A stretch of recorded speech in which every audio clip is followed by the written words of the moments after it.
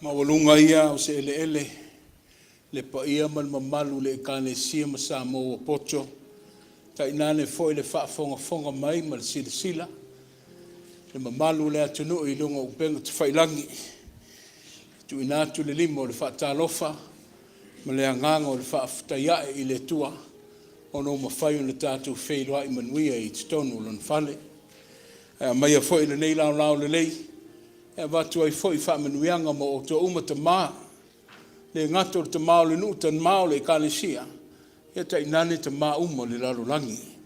It's a very beautiful morning. Why? Because God's love is within our presence today. O leo outou silasila mai Tama i o le Ekalesia o leo le amatu vaavaalua o atou figa ma le faamoemoe o lenei taeao ai leʻi alofaiva i le tatou tapoaʻiga masani ou te manatu tuuia lenei avanoa feofo foaʻi le alofa ma le aga lelei o le tua. Let's go share God's love and tell everybody that God loves you, yeah, and so do I.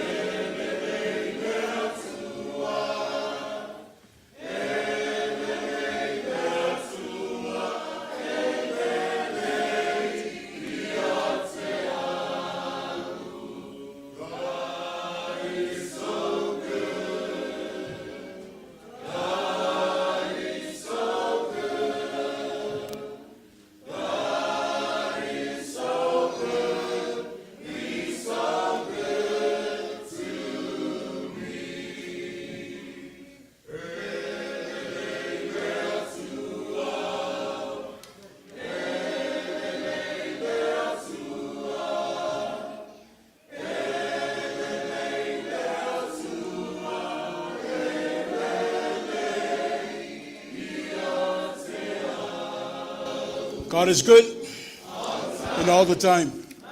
In the Leila Tua, Itemi Uma, God is awesome. Let's tell everybody. Let me tell you why God is awesome. No o ai tua I o le wai le fale le tamama tua ya le pule. No o lisi tua o le farsa o le wai fale le tamaya fe pule ai. O ila ua ia malanga se ngase tunga. O isi ia mta uputa wawe le Ekalesia. A le ua whailo manino le alofa malanga le leo le tuha. Ma alofa aftahi. Ma Manuia le tapoaʻiga o mai. Sa ngaʻi maia. Tātou sulaina le alofa ma le agalelei o le tua. Come and let us worship our Almighty God. Lo wangangai e faamanuia atu I le alii. O mea uma foi o te tonu I a te au. Ia faamanui lona suafa paia.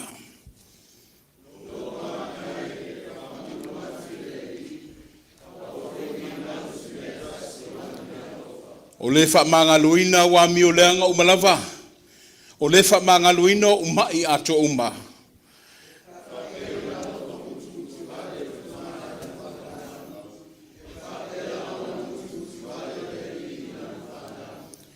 Praise the Lord, O my soul. All my inmost being, praise his holy name. Praise the Lord, O my soul, and forget not all his benefits. As a father has compassion on his children, so the Lord has compassion on those who fear him. Let us pray. Our souls rejoice and our hearts clap aloud in the tune of praise.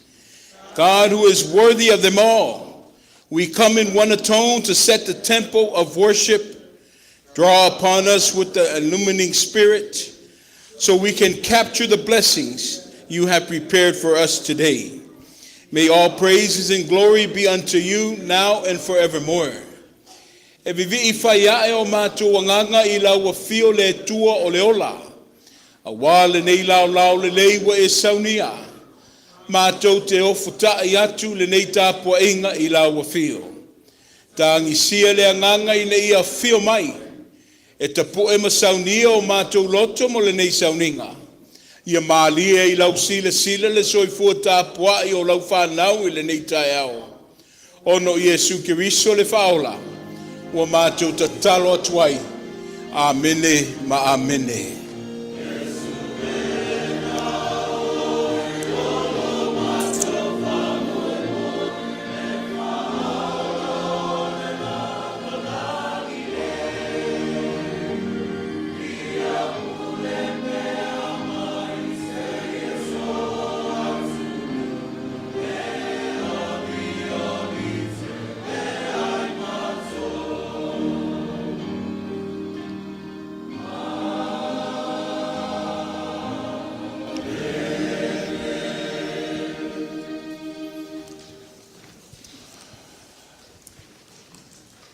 Manuia I tātou le mawhitanga Tama, o leo le liu se tō whai le mawhitanga tina. E lātou te langina pese o le tua le neita e o mo le tātou aso whapitoa. Ia, ai mawhitanga, ia whapea fwoi whanau o le Ekalesia. Ta pena mai se taulanga o vi inga mo le tua o le pese o saunia. E pa ia man mamalu le mawhitanga tina, tātou pe pese ai le neita e au.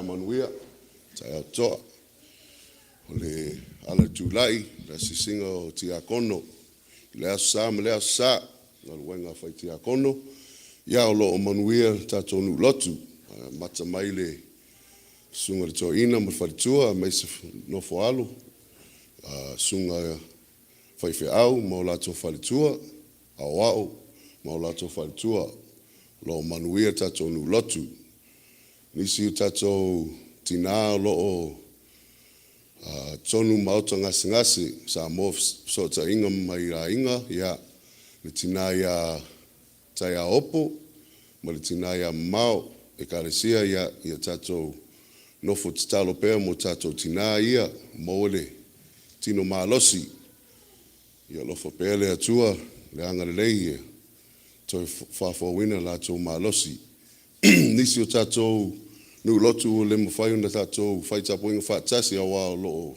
malanga i tu te feau i a inga ia lo moli mai pe lo foanga tatou a inga nu lotu ia o le saustemi o le tatou fa longo atu i upu le fola niso tatou Tama le Ekalesia ai mesi le sunga le toina ia tatou fa longo le upu le follow mai nis Tama. Happy Father's Day. In Jesus' name, amen.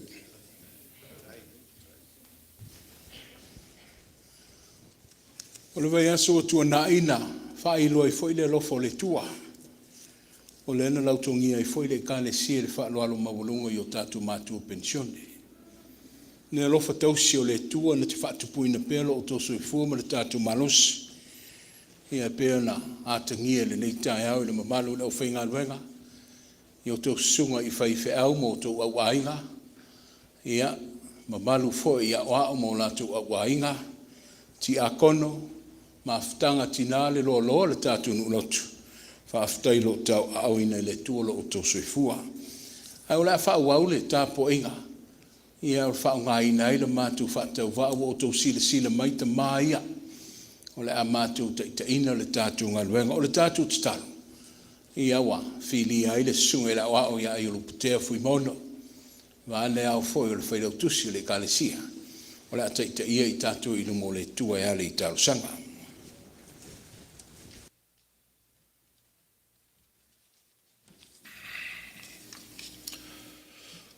o mai ese o tātou faamanuia i lumo le tua ia le tātou talo.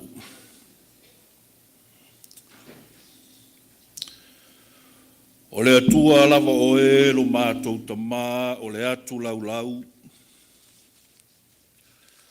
O le atua o ananafi, o le aso, o lava i le whaamavau. Le atua o atunuu o Ekalesia ma whaamoemoenga. Paia, e paia ma siri ese lava lo ma malu lo mātou tua. Ma ifo i lawa fia o ma tu lolo Mea o nei fuanga i lawa fia o wai siri ese. Lo paia ma lo ma malu lo mātou Tama. Le nāre whaanene enga, ma o mātou loto i nei tae ao lo mātou Tama. E ui lava lo mātou atua o mātou whalongo ina bea le whaingo fie o le nei vai tau.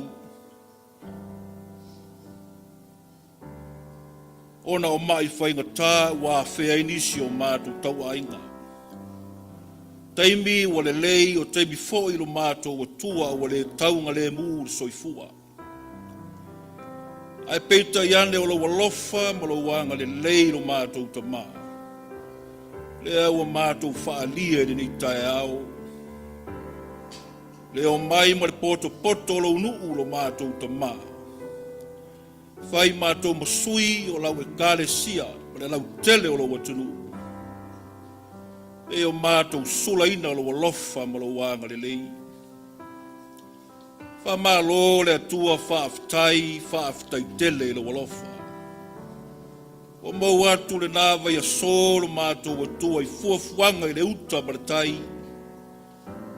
A o lea ua mātou tū vai lo alofa. E au noa ma se tala vale o mātou whaalongo ina i le nei aso ma le nei tae au. I ala lava la ua fio lo mātou Tama e whaaba vau. Whaaftai tele lo wa nganga pa ia. Wa ia lava le le. Whai ngō fia te soa inga te wholaunga. Pita iane mātou te whaalongo ina pēro na iu leo alofa. O lo feta lai mai ma tui mai o mātou tangata. Ka oso fia ai ro mātou malosi lilo. Tonu ai fuanga ro mātou Tama. Whaafetai tele le atua i loa nganga pa ia lo mātou Tama. Whaafetai lo mātou atua i le. Le ola whaongaina e la wafia o mātou tangata. I lou wala awina o i mātou i whe au mga luenga maala ese. O e tō fia i mātou e ngalu ai tonu o lau ngā luenga. Whaafetai tele lo mātou Tama. Whaafetai lau tala le lei, whaatala le lei ai o mātou tangata. Al whaoso fia ma le tuku mai o lo o au a fionga pa ia i lo feta lai mai. Angata pua e atiri ai ma wha mautua i pere mātou wolanga lue. Whaafetai tere lo mātou Tama. Whaafetai au wavenga. Inisio na i o mātou Tama o mātou mafuta re ne yaso. Leo onga o mai o tino e whenga iai o lotu mai. Mātou te si i taulanga i la wafia o lo mātou atua. E ui, na ua atu nisi. Whea ngai o nisi o na i o mātou tina i to tonu la unga luenga malonu.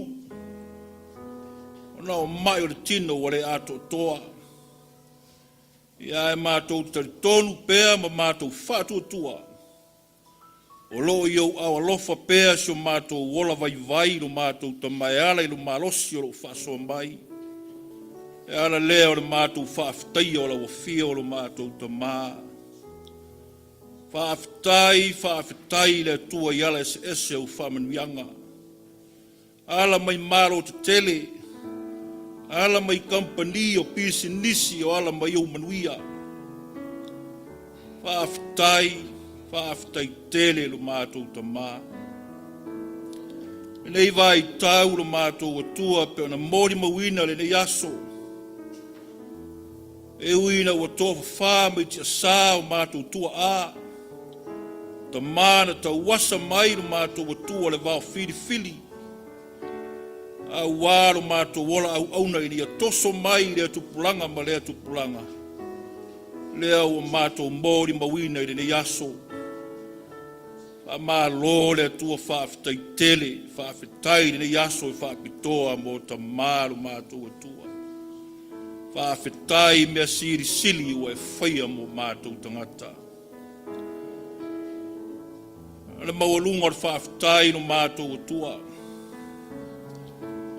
E taulanga ola na e saunia mo i mātou le whanau e le whaaruaina lo mātou Tama. Le whaolatanga lo mātou Tama ono i mātou o le whanau mo le lolangi ang sala. Le atua lo mātou Tama o lau pule lea. O poto tele. O mātou sa paia whaatua o ele lo mātou Tama. I ia lava la wafia o e whaavavau lava. I le whaao la tanga na e sā unia mo i mātou le whanau lo mātou Tama. O ngā lava lea lo mātou Tama. Le tere na wā o lo Alofa i mātou le whanau. A ua leo tusa ai ma so mātou tari atu lo mātou Tama. E Alofa ma faamangalo lo unu nei. A mata mai lava i au auna. O e tino i mātou tua e o lava i o mātou whanau. E Alofa. Faamangalo i mātou lau whanau tono lau ngā ruenga. Se mea o lau Galuenga o le o tusai ma lau sila sila le mātou wola. Whaasau sili ma le lea ato toa tonu o lau Galuenga se i Alofa. Faamangalo i mātou lau whanau. E alo mātou whātu tausi tu tonu ainga o tō. E a whai le o tusai no mātou atua ma le mātou wola atiae. E le sanga tonu ainga se faamangalo i mātou o mātua. E o lava i o mātou whanau o taito lua uso. Tua whaafine i tu tonu ainga. Se faamangalo i mātou lau whanau. Se o mātou lalo langi anga sala re whemaumau ai ma re whemewe ai o iai. E lea tangia o lau mamalu ma lau paia. Tūlanga o iai re whaaten kolosi. O iai re whaamau wa lunga o le tangata ma rea tamai. O leilo ai re tangata ola na ola fuafua. Ma sei sila ane le mamalu ma le paia siri ese o la wafio. E alofa ma whaamangalo so mātou laro langi ang sala. Tui mai pēo lo wanganga paia ma whetalai mai. E alo mātou tari a pēa i lo whetalai mai a so o le mātou wola. E alofa lo mātou Tama. Au sawina pē i mātou le toto. A o le vai na tafa ifo. Le tu masoe o lo waro pele lo mātou tua. Ina ia ava ngalo ai lo mātou wola. I luma o lau si la whanga pa ia lo mātou Tama. Se e alofa lo mātou Tama. Faamangalo na yo mātou tangata lo mātou atua lo whai. Mātou wala au la wafio le nei tai au. Faamanuia lo watunu nei o mātou whaitaulanga ma lau Ekalesia. Iai lo wanga le leire mātou osinga taulanga lo mātou Tama. Whaapaia ma faamanuia la wafio lau tala le lei. Le alo lau fe au ma lau tala le leire nei la langi. Se e alofa ma iai au faamanuianga lo mātou Tama. Mana tua i pēa lo mātou atua ono lo mātou sa o loto pēa i fia moni mai la wafia i tonu nei atunu. Ia o whengai pēa nisi tua le lau langi ma fi tā. O taua o whewaiwai inga lo mātou atua. Ia mala whaare nā tura ma swinga o ia re tau. Whemembe hai o ia nisi tua le lau langi. Mātou tangi sia lo alofa lo mātou Tama. Solu ia e o ao malama na i o lātou tangata. La vea i ma whaamawhana whana i lātou lo mātou atua. E alo i mata malingi o whaanoanoanga o mākutanga motusia. Tuli loa e lo alofa ma lo wanga le lei lo mātou Tama. Lo mātou atua e mana tua e mātou tāro sanga. Na yo mātou Tama matina e tu tonu o lau Ekalesia pe o na mau o le mori mau. O toi awatu i lātou a ua tong fitia. Tonga fitinga o no le o i o tino i mai. I ai fo inisio mātou tinam Tama mātou e o i whanau. O lo i ai tonu a ingalo mātou Tama. Tau si ai i lātou o le tau a fiafi o le soifua wa ifo. Se e alofa i lau whaamaro longa.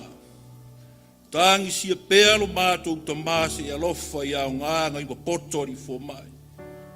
A wala we sa unia lo mātou atua. Ia vea lava leo le mana whaola le mana whaamaro lo mai lau fio.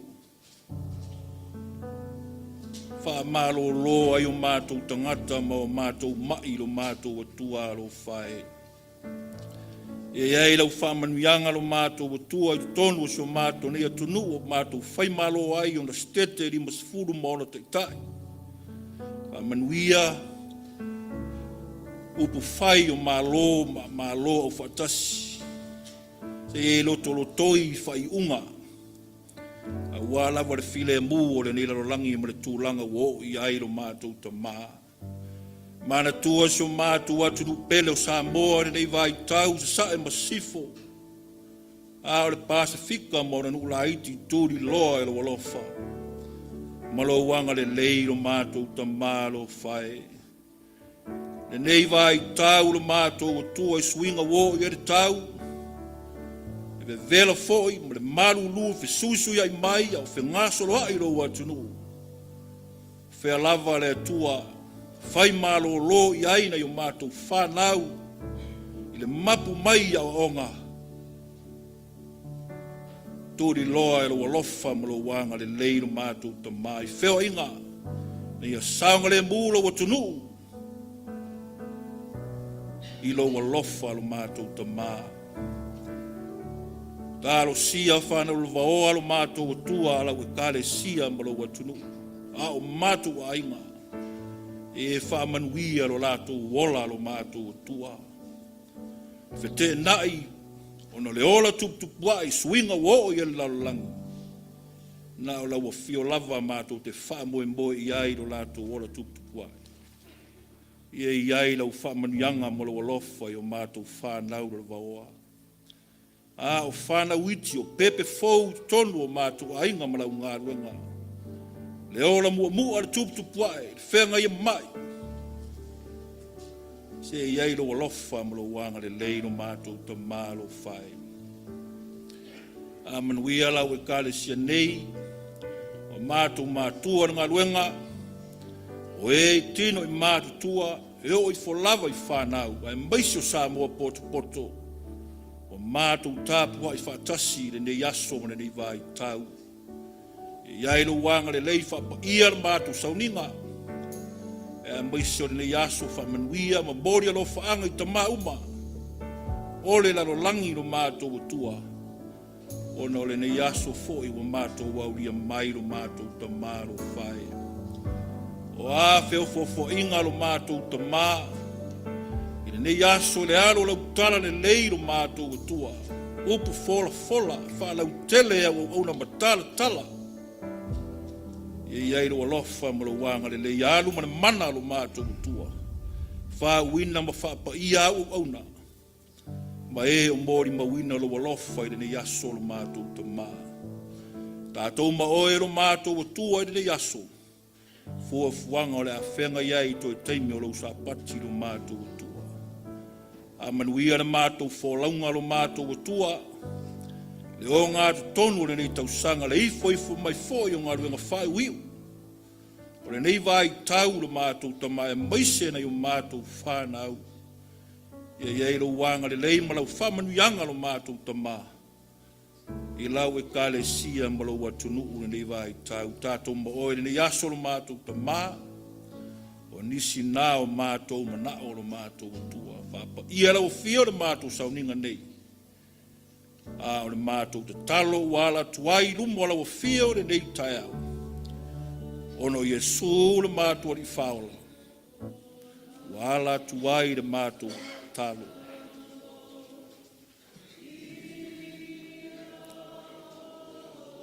Bailo.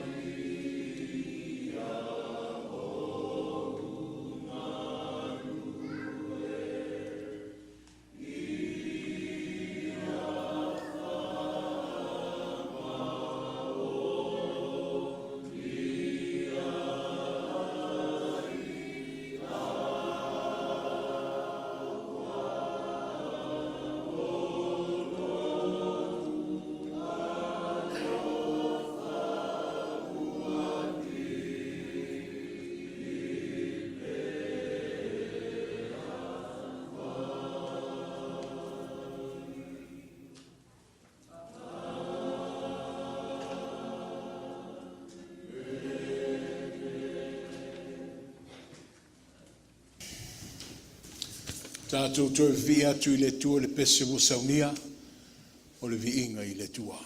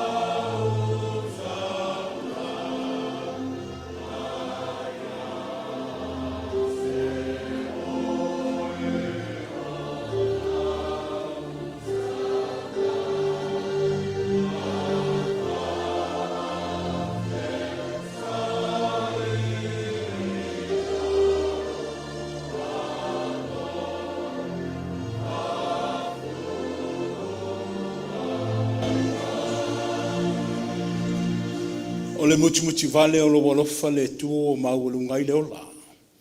Le olo malolo ina fo'i fale aiga. Whaaftai te mā i o whaiva tausi. Ai le no foaʻi ai lau whanau sa moa poto malau Ekalesia. O le ala leo la matutulai. Ua foi natu se taulanga le tua ina ia taʻauaogaina le aso. Ina ia awala mai ai fo'i se manuia mo latou ma matou uma. Anga le leila ua fio le tua le nei taulanga o mamoli atu ma le whaatutua. Ia whaapaia. Ai anga faamanuia mai lau fio i o finagalo mala. Mo i latou o saunia. Ono Iesu ala tuai le mātou whainga taulanga i le nei tai au. Amene.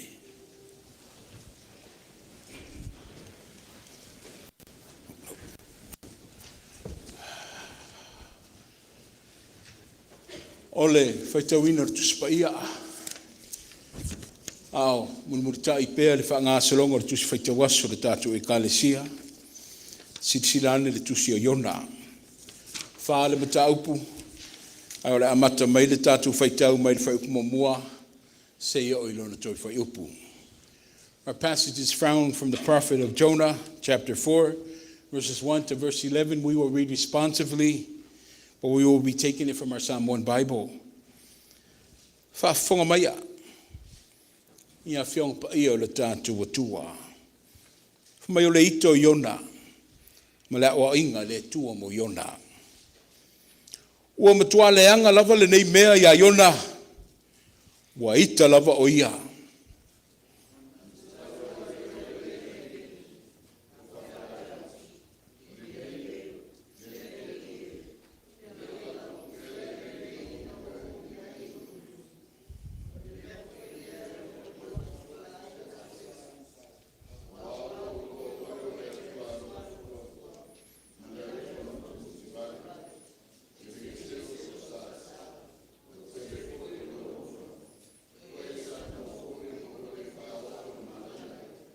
O le nei foi, le ali ie.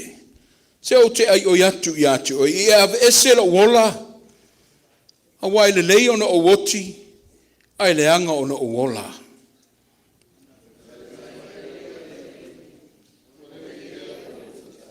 Ona alua tu leo Iona, ai le a ai wa nofo, i le tu se sae o le a ai.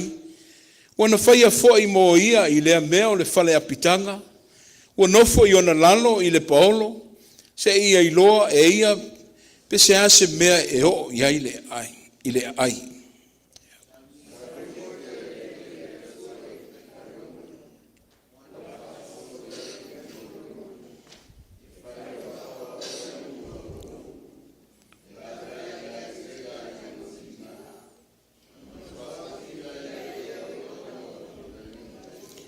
Wo ina malama e le tai au.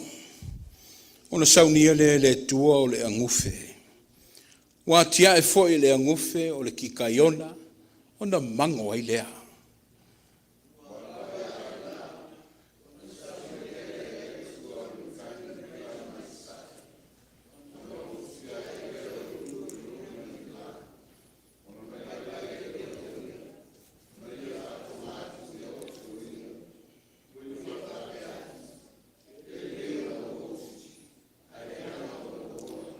Ona whetelai mai leo le tua ia Iona. Ele lei e alo wita. Ono le kika Iona. Ona whai atu lea o ia. O te ita tele lava e o lava i le oti.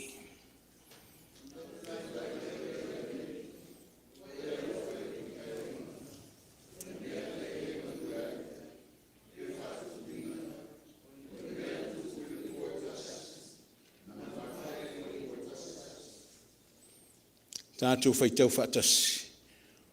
O au foi o te lea alofa ea i ni newa le a ai tele. O loo iaita ngā te e sili ona tō tele i le se lau afe mo le afe e lua sepulu.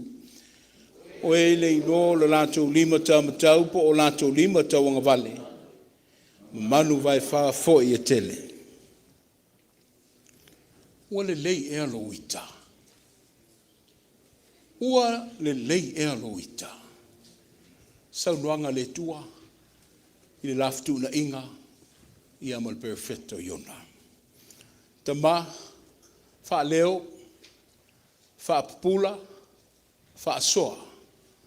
Ai o mai alo nganga pa ia, ina ia whaile ma upenga o leiloa.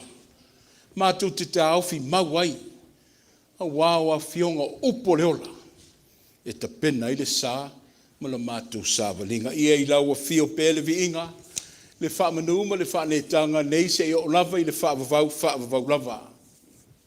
So i fua manuia, tae au tutoa, tae au o taulia, i le alofa faasoa o le tua.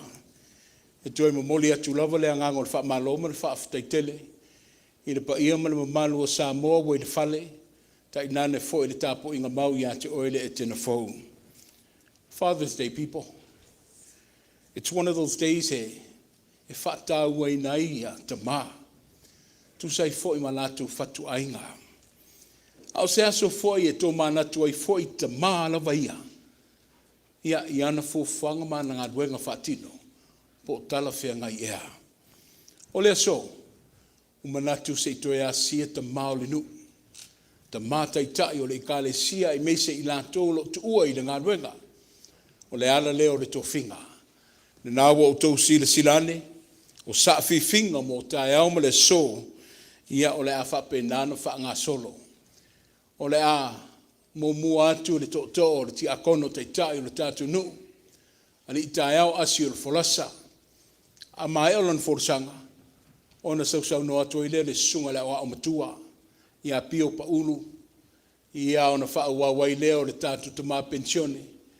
I le whaiwhi au, ia toni nautala, ia ai, taualunga le mātu ngā luenga, i le saunuanga le na fionga le ti akono to ina, au le tātu ta mātai te whono. Ia i le tua pēle vi inga, nei se i o lava i le whaavavau, o le a mātu tau mwhai atu.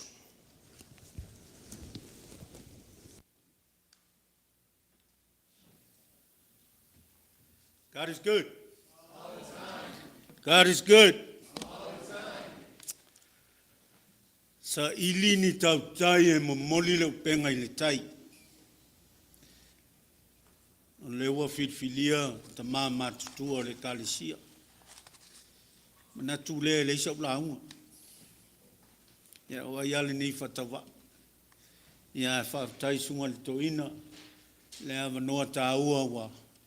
Whai e Iona tu lai. Sa mai taule, sa unoanga sunga le toina. O le nei o tātou ta mamatue. E, nu fōa whaatawa le vale le tū leo le manu. Nu fōa whaatawa le vale le tū leo le manu. O le sua tuia, ta mamatua i lungi nei. E le whaia se manatu. O le tausanga utu nai, le asane o ta maa. Sa le awai.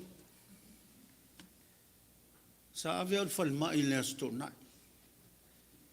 Au tele loa iso ma. Tau fia al falmai el VA. O te i vulunga le tae au van peo le aso ta malea. Fai lau lotu. Au tilo tu le lau papa. O le aso lua. So lua aso pongsa u le ilo se mea. A whaaftai le tua le nei aso ta maa le ua. Tu lai atu. Au fai pese wha mole so anima. E le atua. E le atua. E le atua. E le ia te au. God is so good. Hallelujah. God is so good. Hallelujah. God is so good. He's so good to me. So lasu. Sa tātou lewa, ia le sunga tia konto ina.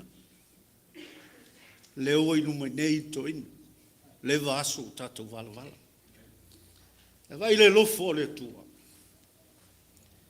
Tātou ta mau au ria ne asu tau.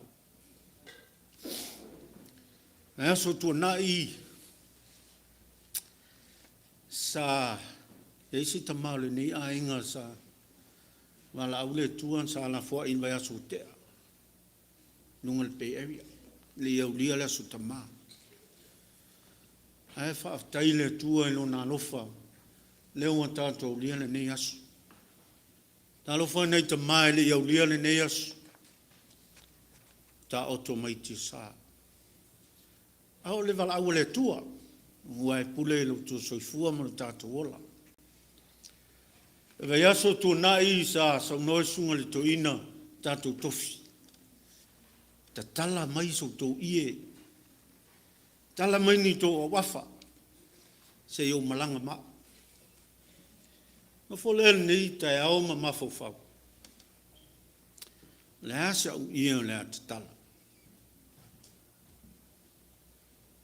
le a se auʻia le a tala nei aso Tama a whanau se tina tulou se taʻitaʻi a mata leo la langa le ie la langa se ie whatupu a ona whaipoipo le taʻitaʻi ia ona te tala leo le ie whatupu no foma mafofau le asa ia le a tatala mo le tua sa whaongale solo no tātou li whaola. Ia wā le ngā ruenga i lofi vai. Le ase tā oso mo le tua. Se tā ia whatupu e te tala mo ia. Wai le mawailo nā lofa mo e ma. O lia le nea so tā ua mo Tama, vi ia leo le anga leo le tua. Ai alo ma whanau mo Tama lo mali liu taua, te wha taua. Leo lia le ne asu. Ale fsili na mo ema. Ne ase ta ia te tala mo le tua. Ya, tua lalo mo Tama. Salo to tele tamai. Tau ame o lato ie fo le sangiti. Na e malanga mavelo ie sangiti. Pe te malanga mala ie fatupu mo le tua. Ya, ia te ole tali, ia te fo le tali. Ia tua lalo mo tau Tama, ia tau tuna. Tau tuna le tātou ngā luenga ngā lue whatasi. Ia wane tua mlo ne finagalo. Ia manuia le tātou nulotu. Manuia foi e tātou toto, ia Tama mātua le tātou nu. Ia wane whi au tau o le ne asu. Manuia le sunga le taʻitaʻi, whawhatai mo le amnoa.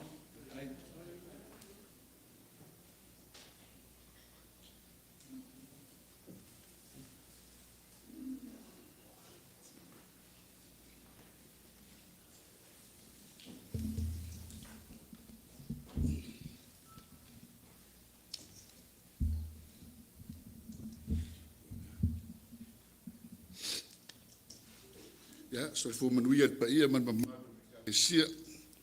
Sua lau sunga le toʻina. Pa ia o lau fingaruenga nei.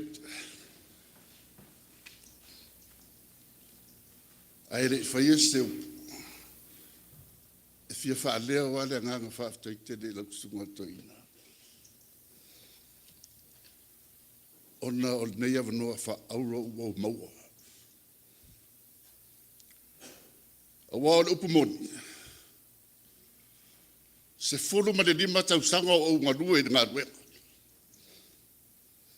Ia wai. O te le i la aunga lava i nei aso. Lau sunga to ina, e le astala vangi ai. Se folo ma le lima tausanga o ngā rua i ngā ruenga. O te le i la aunga lava i se aso Tama. A se taimi ni mua nei.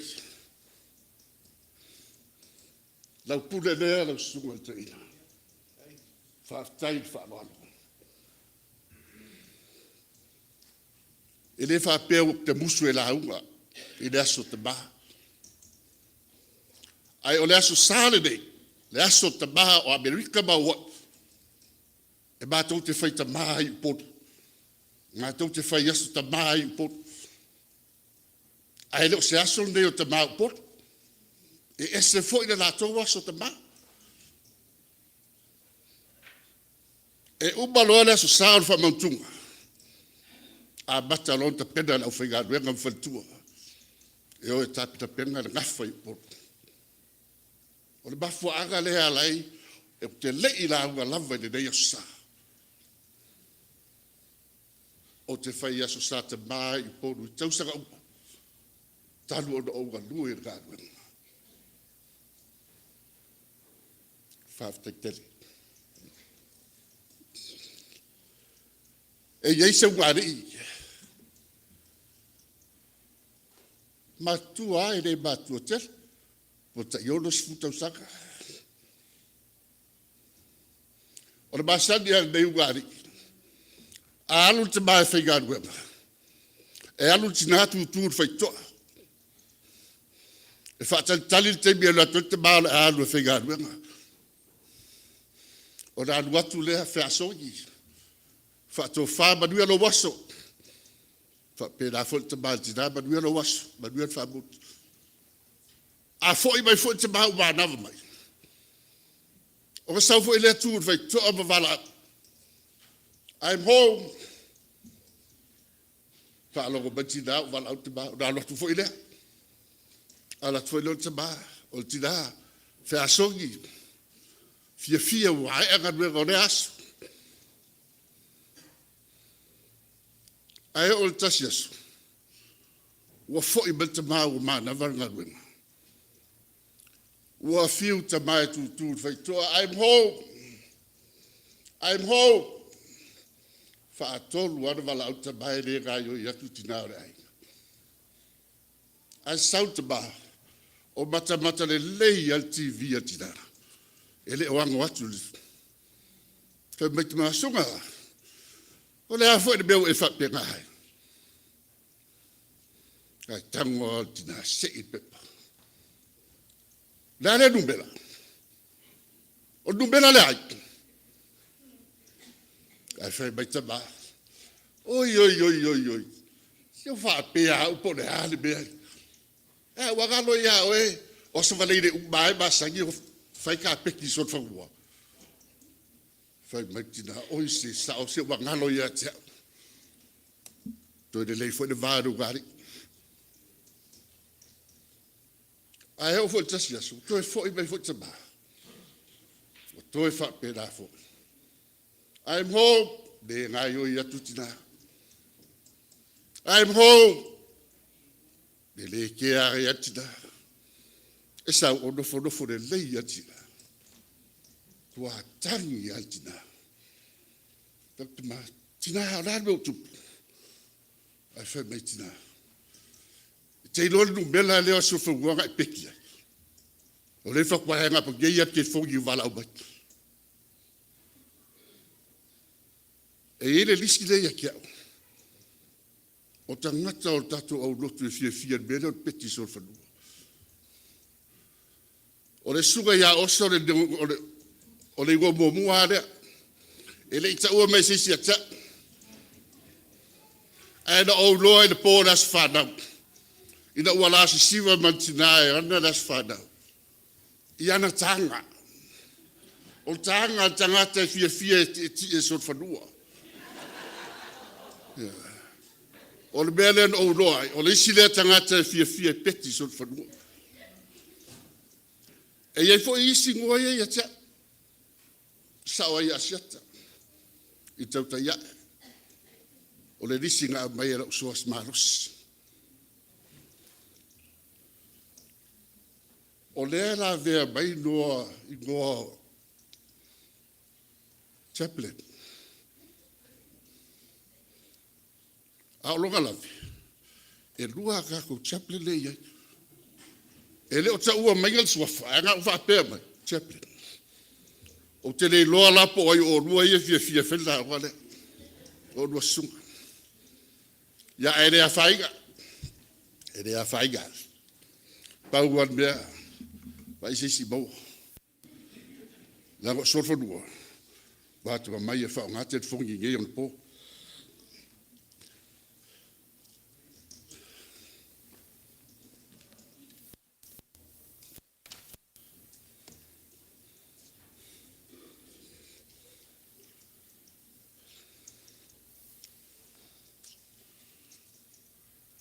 La ua suafa te maa le alo ma le ngang pa ia. Amen. Ua le lei e alo wita.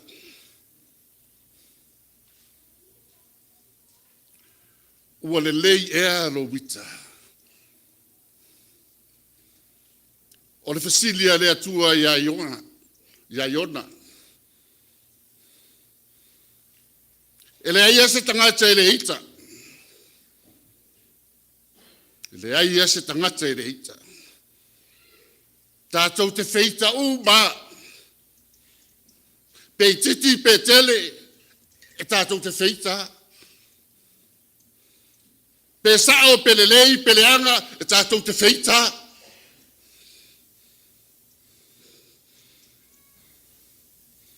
A o le soingi lea sa tātou feita wina. O lele ua matua manino lava. Le mafuaaga o le ita o Iona. A lele matua whaamatala mai lave Iona. Le mafuaaga o lona ita. A ita i le atua.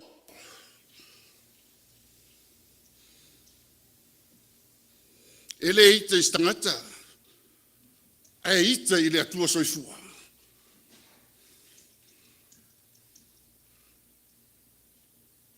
E alanga ita Iona ia i le atua. Laga o le atua e tumu i le alofa fua ma le alofa muti vale. So me Iona laga o oe le atua e mua lo alofa.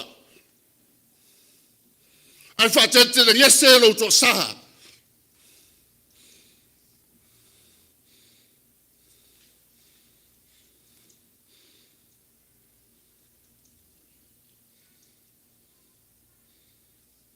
A tonu e le logo maalie i le atua inga. Matua i e Iona le atua ona o lona alofa malona salamo.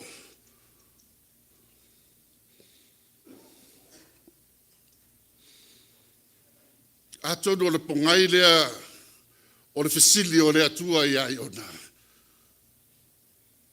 Ua le lei e alo wita. O saʻo e alo wita.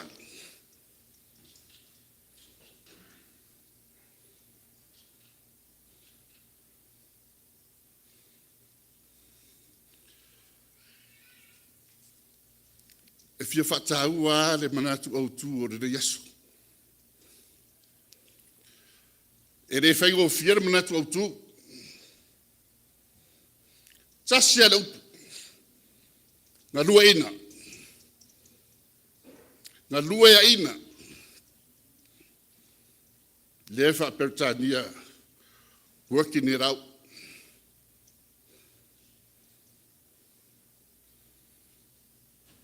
Ta alu le po ana po. O tau whetu nai ro mawhauwhau. Po le ae le winga o le nei matua. Po le nei mata upu ngā lueaina. E tele tu i ngā awala tātou te ngā lueaina ai se whaamoemoe.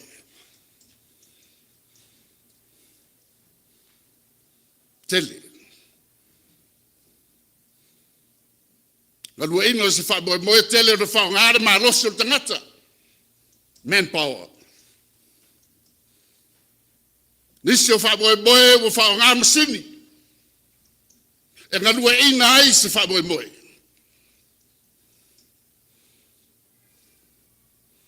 O isi o whaamoemoe ngā o whaongāre ma whauwhau. Le poto. E sa ili ai se whaamoemoe.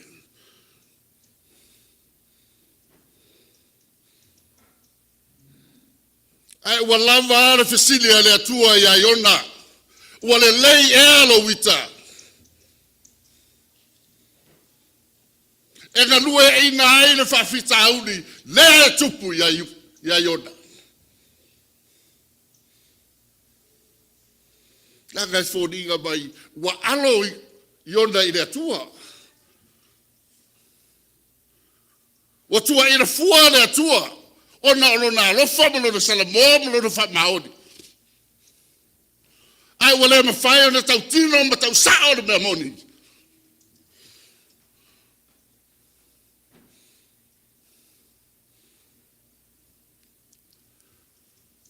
Pomua. O Iona o le perfecta le atua. O le fofonga fetalai e le atua. E tui le vau tangata ma le atua. E nā te whaaleo tangata le finagalo le atua. E nā te whaaleo i le atua le finagalo tangata.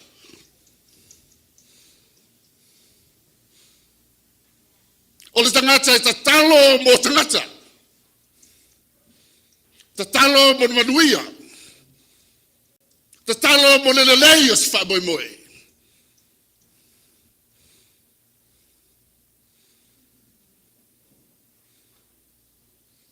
A wade. Le lea o togi a tau de pua balafu.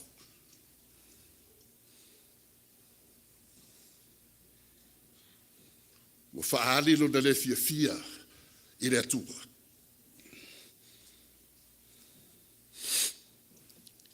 Lua, tala whaasolpito. So se tala whaasolpito, o le tala e tu ngutu tu kalinga. Ma e au ngā tupulanga fo i le tala.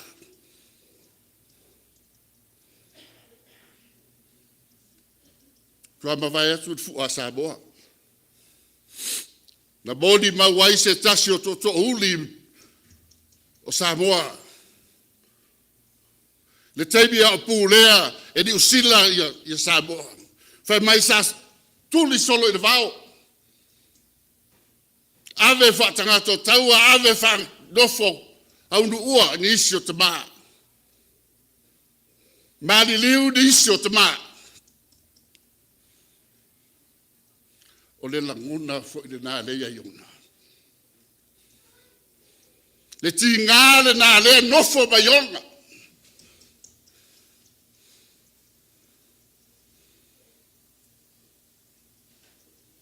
Ina ua whatafunaina e asuvia Ierusalema. Susunu ona au pā. Ave whatangato taua. Whai mpolonga i asuvia. Nei e whapea tātou tanoia ni newa e tau e fua asuvia. O asuvia i nao na pō. A leo suia ia ni newa ni taimi nei.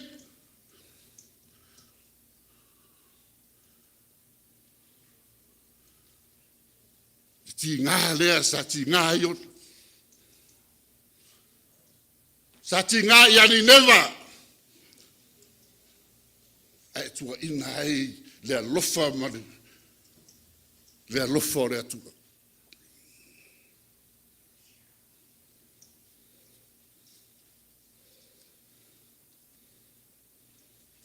Todo. O le galueaina na whaia Iona. Galueaina Manuia. Sa ia tau alanga ai te tono ni newa le au maripō. Ni newa ia o tau salamo, to e salau fasi fulu aso ia e watu. A o tau le salamo, o le a o le toa sao le atua ia te outou. A lele o tadia e ni newa. Whabai wadu lofo le lefu lefu. Afu le ia tala tala. Whailonga o le salamo. Le ngā ruenga mātango fie. Ai o toi whaaleanga lawe Iona. Ona o lona ita.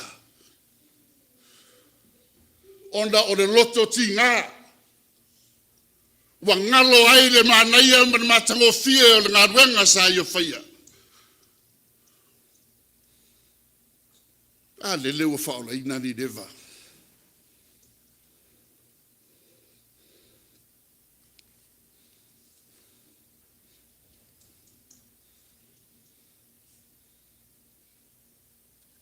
o le toi mea.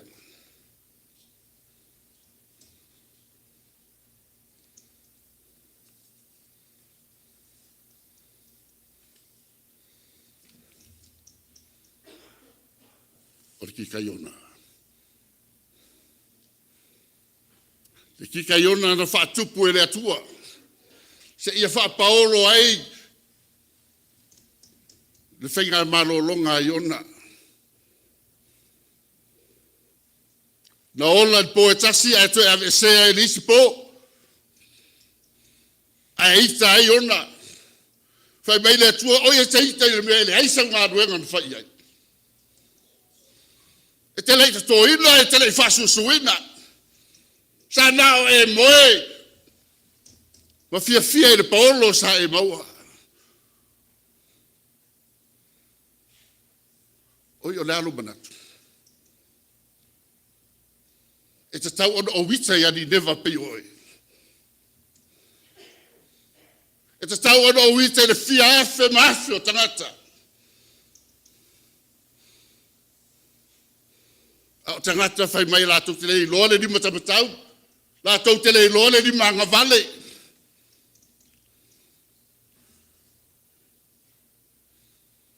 A lele wala tau tania le sala le lei. A lele wala tau whaalongo le suafo le atua.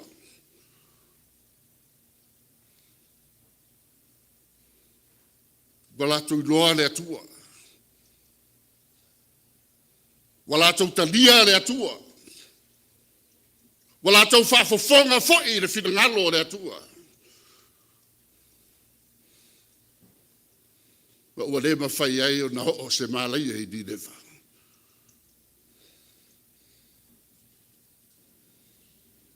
Ao le ala se whiau mo tātou tama. Le ala se whiau mo oe maau mo tātou uma. E tofu al tangata ma da fioanga. E sauai. E tofu fo di tangata ma lona maa sala falafa. E tupu fo di tangata I lona lava aiga.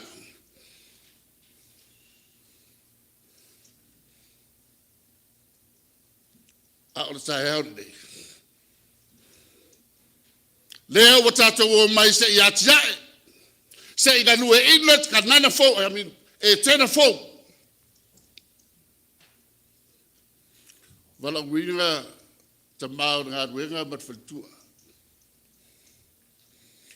O e atia Etena Fou. Atia e ngā ruenga. Atia e nganga o tangata lotu.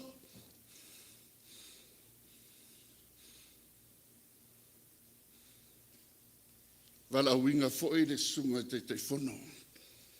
Balona ofisa. Atia e tu tino uma o le Ekalesia. Na lua I le mea me fai o na fai. Fai e Manuia, fai e lelei, fai e vi I aile tua.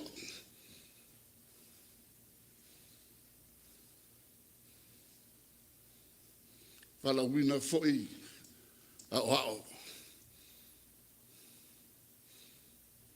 E Galueaina le galuenga le atua e fesoasoani I le susonga le taʻitaʻi.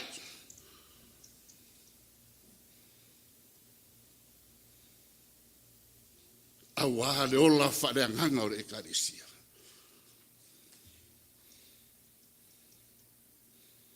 Wala wina tiakono. E tapena le malu I le aso sa, ma le aso sa, ma le aso sa. Fai e Manuia, fai e lelei.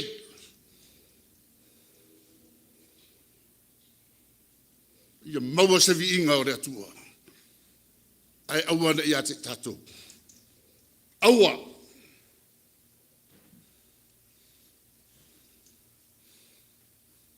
Au fai pese, tai pese. Atia era au fai pese. Ta pena ni pese malie. Ta pena ni pese fia whaafofonga I ai le atua.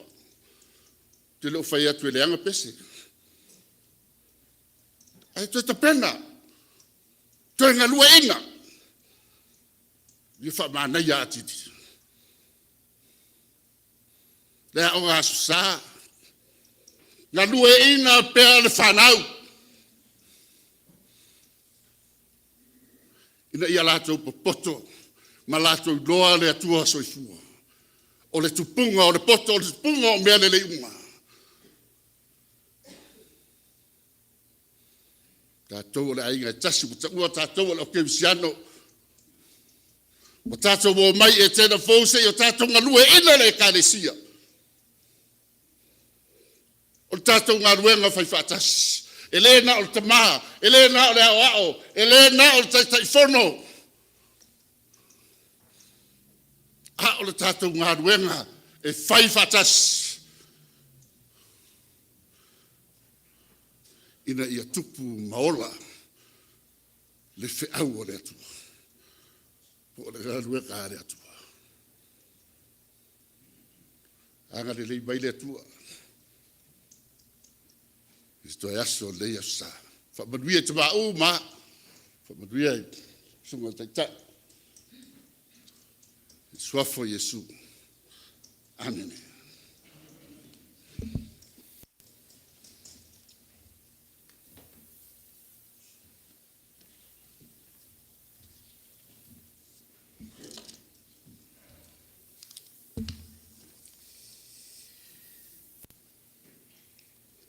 God is good. Watu le ngang whaftai te mao le Galuenga, sunga le toina. Mo le nei awa noa ta ua o maua. Whai eise tala.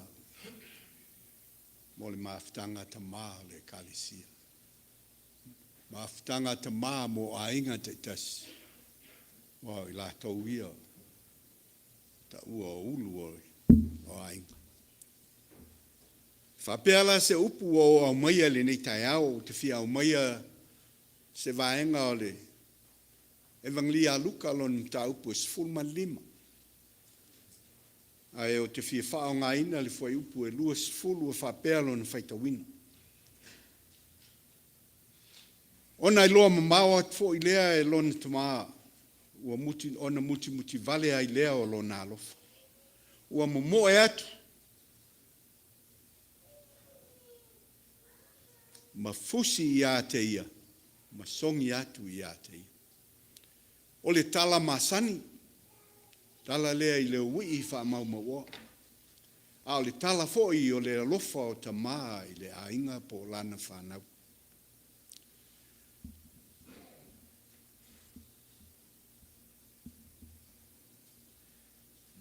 A o le manatu outou o te fia au maia i le nei tai au.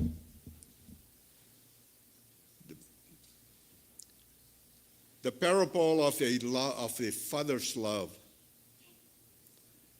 O le whataoto i le alofa o le Tama.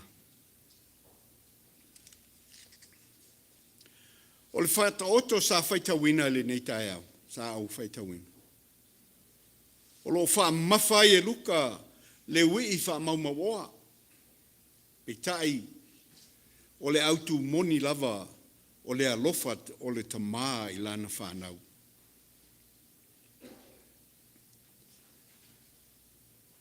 Fai mai le Tama i le fai upu e 2 le luka lea e 15. O lo watali ina le iloa o ia a ua toe maua. Na oti foi o ia a ua toe ola mai. Today we remember and honored all the fathers in our church or in the whole world, including those who passed away. I also like to thank the mothers. We have some mothers that's doing 2 jobs at the same time. They become the mother for the children and also the father for the children.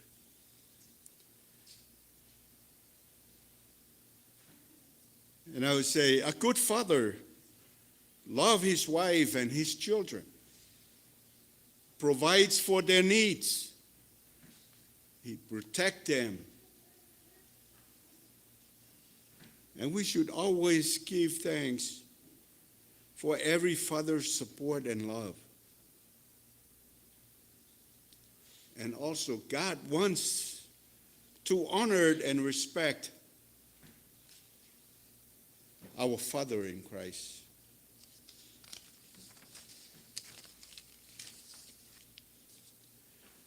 The story of a prodigal son is one of the most beloved accounts in a fatherly love.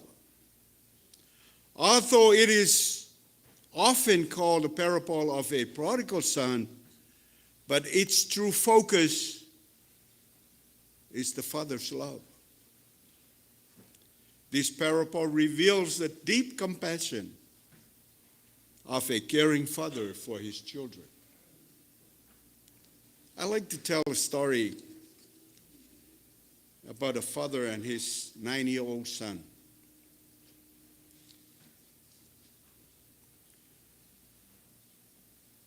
Father knows his son is sick. He was also told by a doctor that his son does not have very long to live because of the terminal illness that he received. The youngster have accepted Christ as his Savior. So the father knew that his son would go to heaven if something happened to him, if he died. But he wondered how he could tell his son that he will soon pass away or die. After praying, he went with a heavy heart to the boy's bedside. First, he read the passage from the Bible and had a prayer with his son. Then he gently told his son that what the doctor has said to him. He had only a few more days to live. And the father asked his son, "Are you afraid to meet Jesus?" The son shed some tears, and he said to his dad,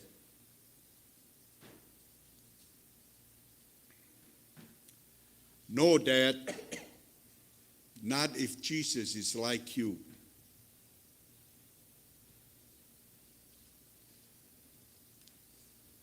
Today is the day that we celebrate the goodness of the fatherhood.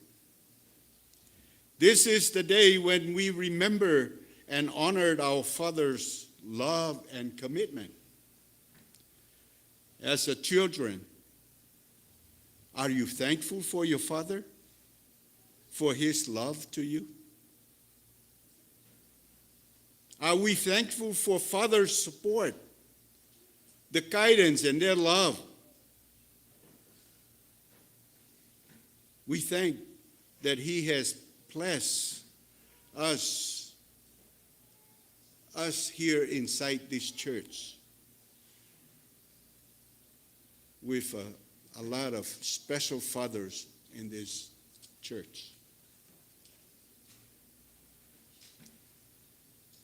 A father is a good provider. I'm talking about how good the father is, but I know some people will say, "Oh, this father is not a good man."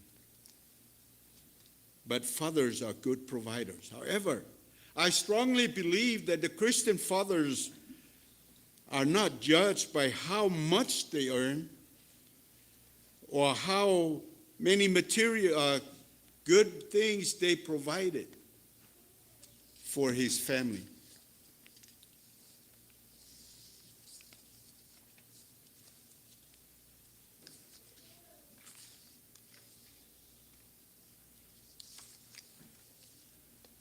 But as a father, there's nobody that we depend on. A father I know some father in this church are very good. They work hard and they do a job, take care of their families and everything that happen in this church.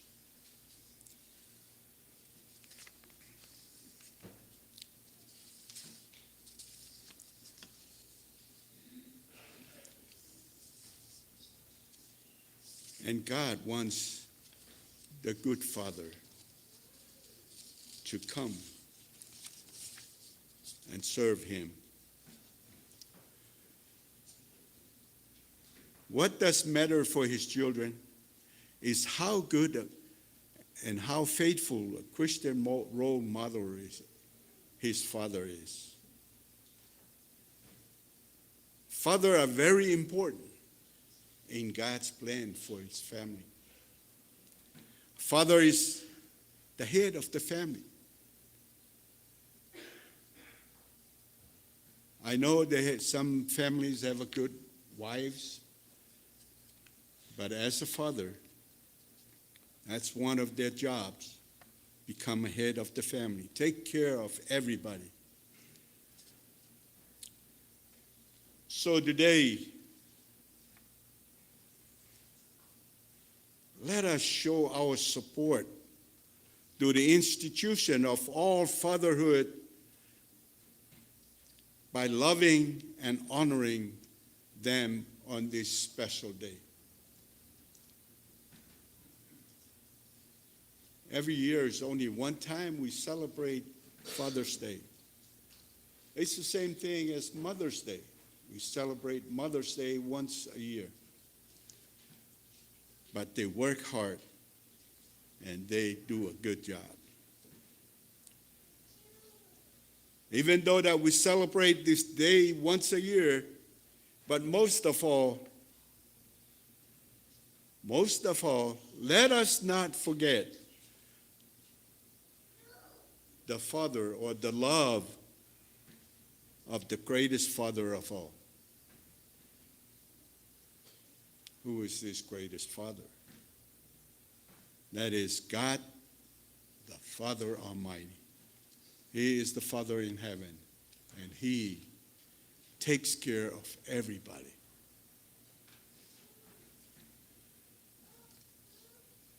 So this morning, I'm standing before you, and I say, thank you, fathers, for all the things, all the hard work you have done for us, not even here in Etena Fou, but in your family and throughout the world. So today and this morning, fathers, thank you so much for your love for your family and everybody. And I wish you a very happy Father's Day. And same thing with Tama. Thank you for your job for the Ekalesia. In the name of Jesus Christ, amen.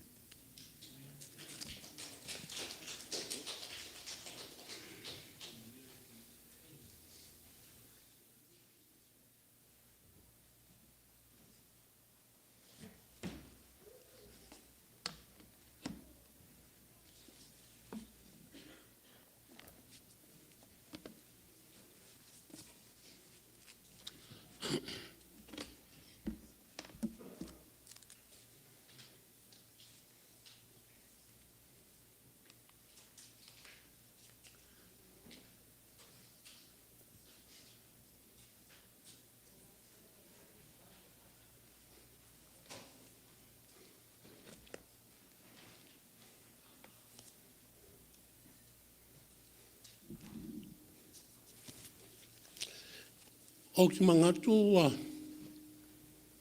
o lawa ia saunoanga na whaatūri mātua e pa ia na whenga renga na momo atu. Na whairea mo tātou.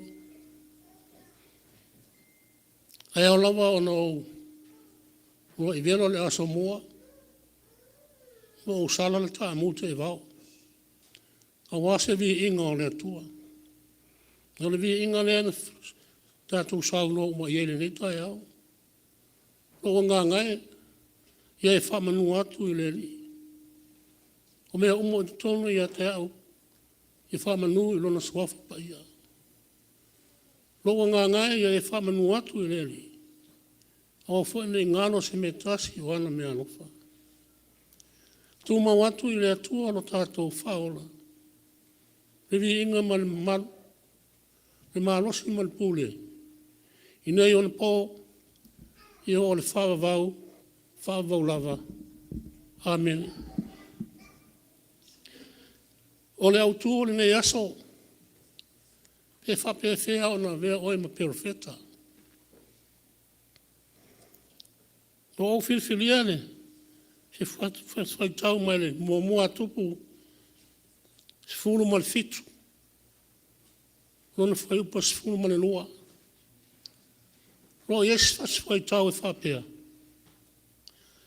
O lo so I fua I ova, logo tua.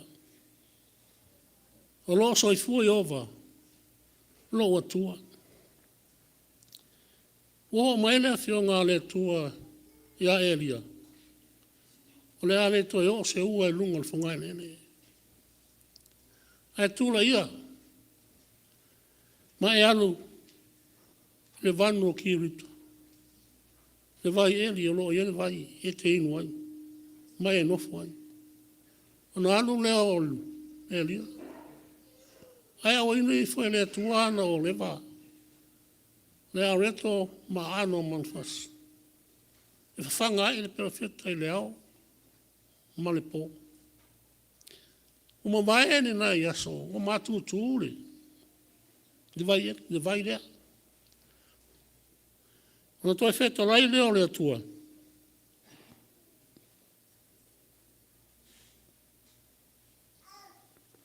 Tula ia. Mai anu sa le fata. Lo ia se fafine. O se tina. O la ia tausi ia te oi. Ao le tina lea feta lai ene le atua. O le tina e mativa. Ua o ti fui lantane. Toi o ia. Masiana Tama. Tau nua tu perfeta. O la e fea le tina. Tau suene nai la au. E fai helu la mea ai Masiana Tama. O na fea le fale. O fai atu tina. Kei au mai lava sina I puvai so winu. O na anu leo tina au mai le I puvai. E uma e toi fai atu. Kei au mai sina potoi o te ai ai. Sei tātou mawhauwhau ai whare soi fuangalo tau soi fua. Tātou ole ne. A whai o e lea tina, po oi whai le Tama.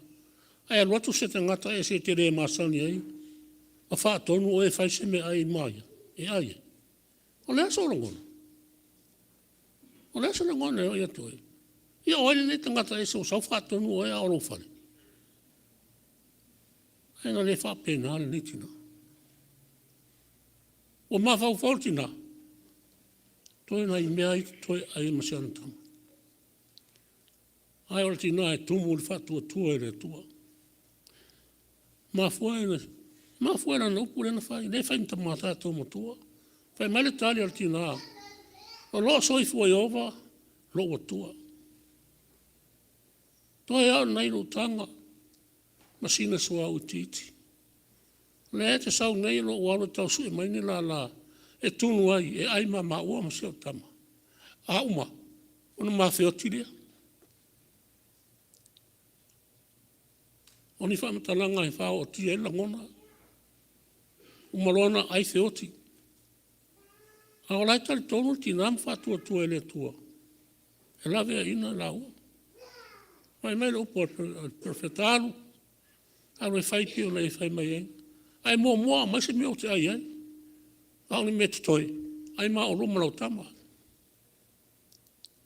Nano ti na whai. Mua o mai me ai ai lau am.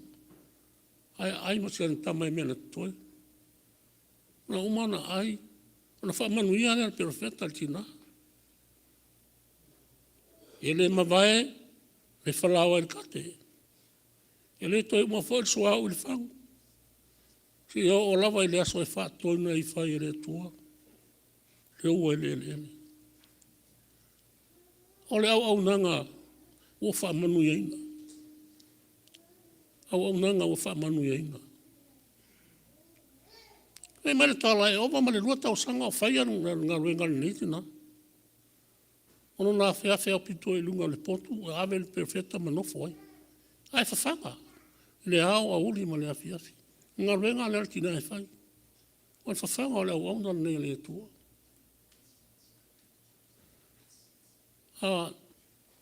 Ile lau ele o lo tau soi fua ma tātou ola i nei. O lo nau umatangata e fio o mai ei.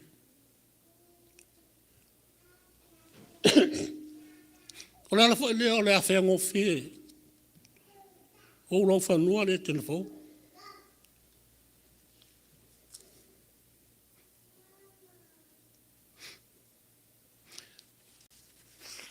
Iau au nā le tua e whenga soloi.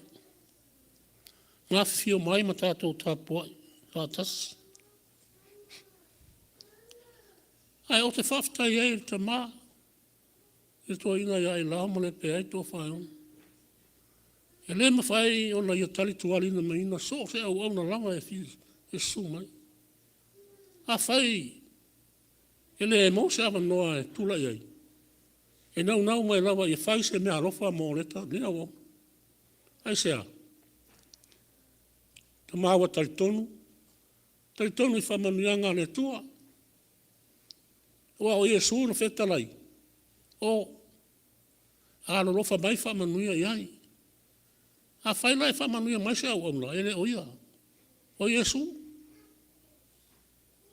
Ai ona tua. Whetala Iesu, a le Alofa. Tu e o ngeoni o tō vai. Ia e haon tātou whai te i le tūranga. Sa ese te a kono na whisiri mai a te. E leo o tātou te a kono. Au isi. Vai mai lan tala i a te. Ai se ala mea a malolo ai whai au. No mai ne su e whai sai lau mai. Sa o nofo malo whanua noa. Ele ngate no whaaro o Alofa i niti a kono mai vai. O te lei tali la i a le whisiri, ai no tali le whisiri. Pa mata ana se uso le o lau Tama, po se tua ngane o lau tina, po so kāsengi, e ke whaingi kalafa penga. Ia o koe riri vale mai leungu. Ia moro sila whio te a kongo i kalavo. Ia lau o malolo. Lau o malolo o le koe whaingi mea o wha malolo e le tua. O te leo whai atu la na wha peo mea ia. A talsia e leo wha pena ina tātou Tama. Tātou whai te a kono. Talsia e leo wha pena ina ni o tātou langona. Au nā le tua. Au au le fua te fuatu e toi fua ina mai a te oi. No mana tua ele o tāla si o anko o tii si la fia umari. Mai. O a mea tō te whai a isi tangata. Mea whai ngai whai mai tangata i a mātou nei o tō ainga. Mōru mana tō rea saʻo le rei lea whao. A whai e te rea Alofa i tangata, e rea Alofa i tangata o lo tō ainga. Au a tū whawhea ngai a le tōa mea o. Ele iaru alua i le, ele iaru le ele so longa o le mawhtanga lea. Ale tina mo le perfecta ni. O tausi le perfecta, e muli ani. O mai lan Tama ma woti. O mai o portina. Se a ea launa ia tea. O ea fia mai ea, e whaali mai ia tea wa wang sala. Ma wha o le oti i lau Tama.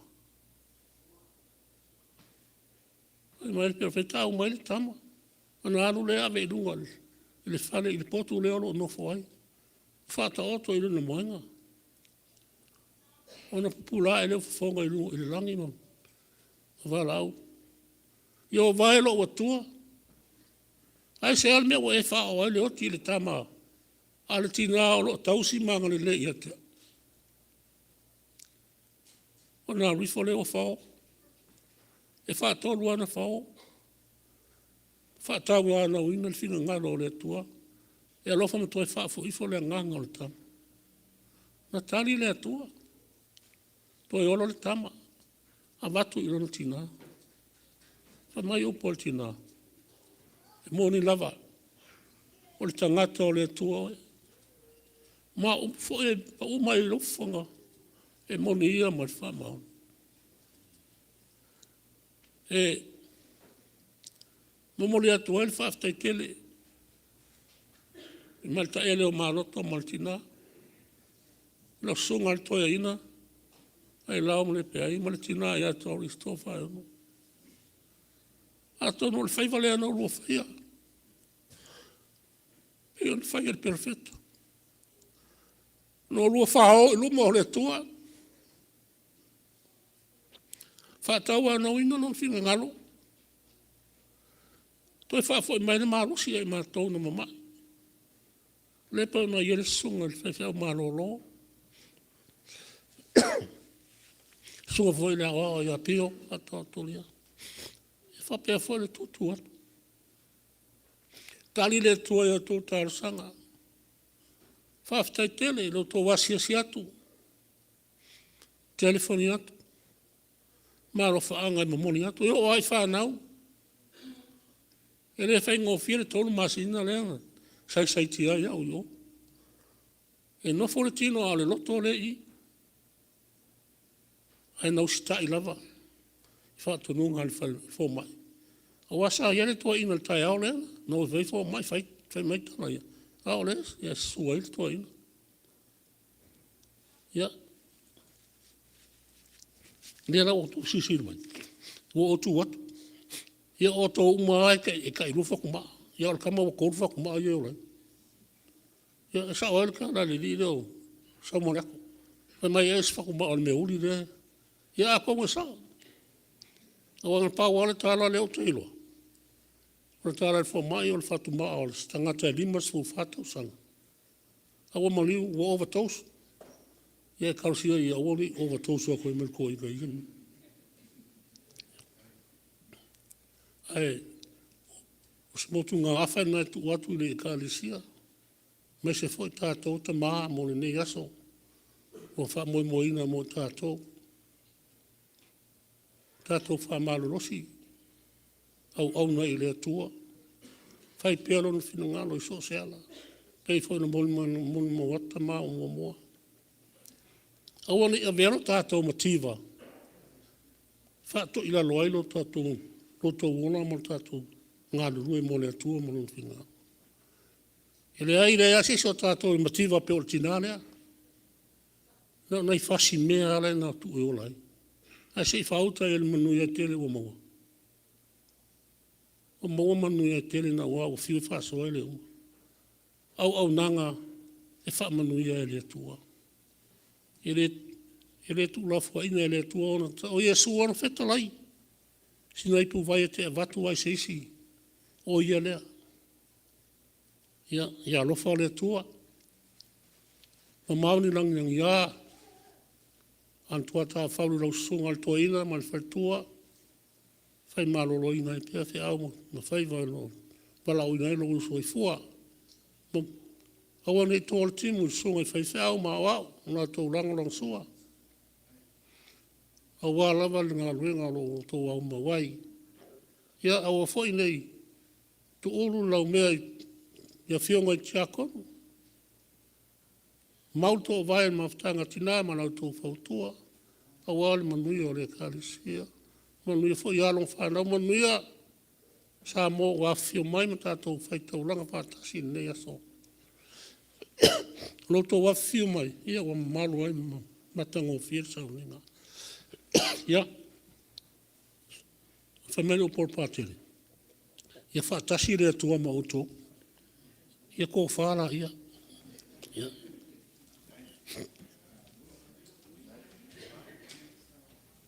Tu whaatasi mai outou a oma tātou lima. Tali whaitau waile tau tingā. You know, days like this is o aso e adora I tātou Tama. O aso na o le lau mai o tātou le lei, ma vi'i mai o tātou i o tātou taito lua ma whanau ma ainga ma tangata. O le mana ia la ulaunga na waumana ta pena. Because ele tu mamaina ia te au le soma le wha moe moe. Ai ai foi le foi tau le atunu ufo mai wa mafa tau tai le saa. Ono a mai alola i ma apply mai le tai au ma le wha moe moe. O le wha moe moe wa tau masuasua. O le wala lafo le tō whama le whau tau tanga wha tama. O leo tu leisa o noa whetalai tu alalo ma whau tu atu. A wāle tātou wha moe moe na o wha lava i lea. O mālie la o wha alongo. Sau noanga o tama ia wa whai ma mātou sui. Na o le fono wha pila e wha pea ve esep tu spa ia o wha pea tu. Fathers, don't wait to be celebrated, but rather initiate. Do not wait to be celebrated, but initiate. Tama, tau le tutongia tātou Galueaina. A outou o whaama i te mea. O ane toi whaitau le futuia o sola. Ai wholauanga i pe luma ma whauanga i luma. O le asisi tātou Galueaina le lei. E toa manga ai ma Manuia ai o tātou whale mainga. Ai ale malai o le Etena Fou o tu mai o tu au mo tātou lima. Don't wait to be celebrated, but continue on initiating. Whamaite. Whatoa tātou malolo lava. Ino finagalo mai le tu e tōl mana vartangata. Ai manule mau le avanoa. Mau le malosi. Manuia o tō whaivalo filimba. Tō mai langi la outou Manuia. O tu popoina la outou soifua. A wale wha moe moe o aiga. Whanau. Ekalesia. O i outou a au. Ma ulimba. Ia, lava ia tala. Wanga i le lua tu lar sau ninga. O sau foi me foi le mole mangava.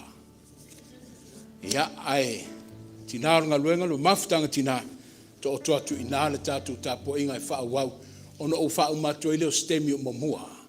E mai ele nei ave no fa tele. Fa tele o soe. To na tu ile foi le fionga ti akono taʻitaʻi le sunga ile wau. Tatu Tama pensione me sei foi ta volunga ti akono to ina. A o tartolonga molia le sunga ile wau. Ia le tu o taulanga ia. O le sao lea o le nuu lotu ai mese sa moa poto. E sula ina ilo wang le leima lo Alofa. A ilo wavatele ma le whaaloalo. To otu atu le maftanga tina. Alo ma whanau le Ekalesia. Ia wa foi le wha moe moe manu wha wawina. Ilo wavatele.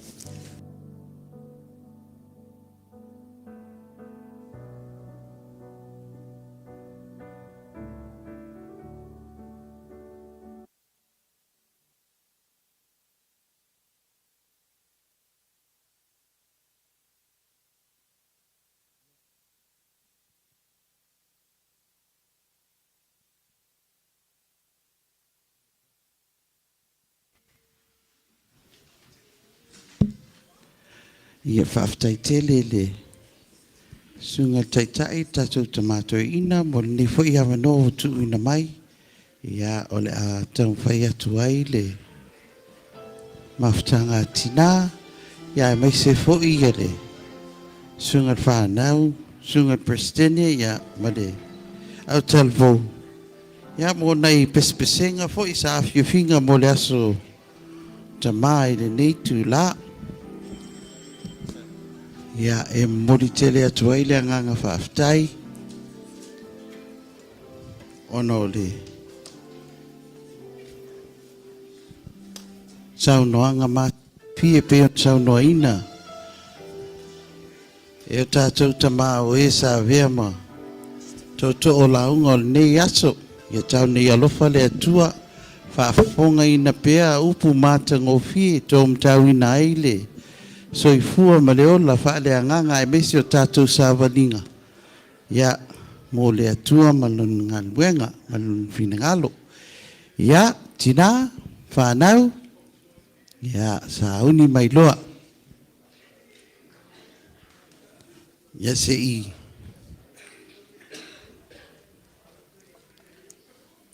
A tina, whanau.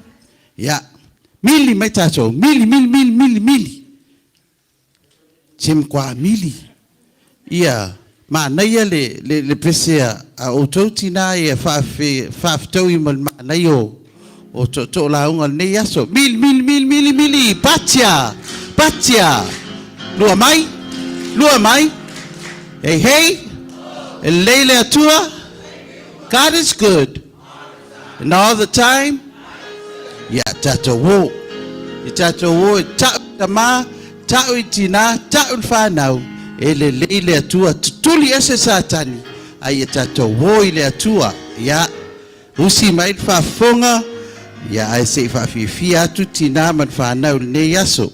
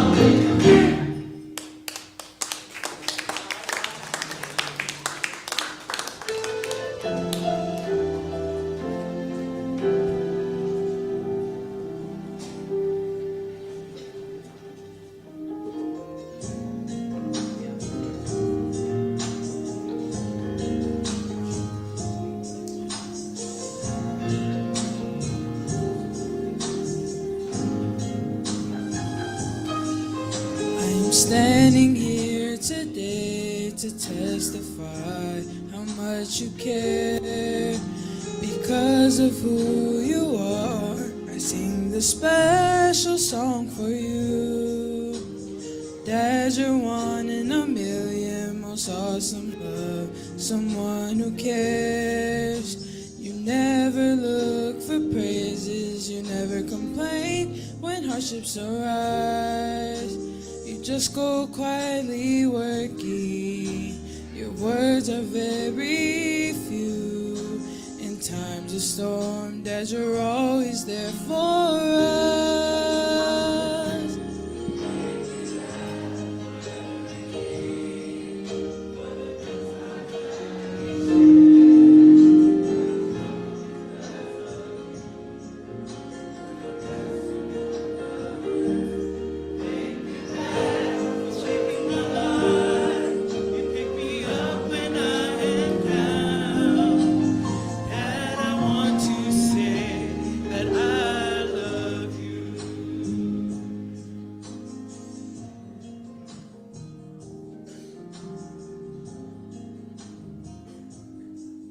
There will always be a special place in my life for you, Dad. Breaking my days at school, you thought of me and brought me food to eat. You taught me how to stand for what I believe and what is right. Help me know down deep inside, only a heart as deep as yours. I'm so glad to have a father like you. Wouldn't learn to love like you. Now that you're gone, those memories will linger on. Thank you, Dad, for everything, for the good times that we shared. I'm getting stronger because of you. You're the best among the rest. Thank you, Dad, for shaping my life. You pick me up when I am down. Dad, I want to say that I love you. Thank you, Dad, for everything, for the good times that we share. I'm getting stronger because of you. You're the best among the rest. Thank you, Dad, for shaping my life. You pick me up when I am down. Dad, I want to say that I love you. Dad, I want to say that I love you. Dad,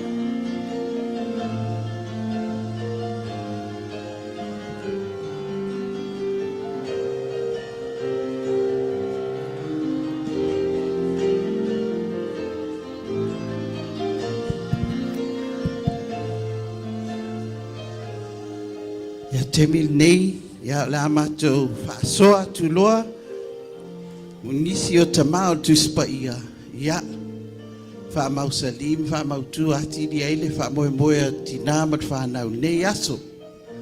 Usi mai alau sitsila, ia malau mai moa, malau whaafonga, si tam whai atu tina. O a'u o noa. Na o wola I to tonu o le ngafa o le Tama ia setu le atali I o apera o atamu. O le ingolo o Tama o la meko. O noa o se Tama whamaunu. O se Tama na wheo ai ma le atua.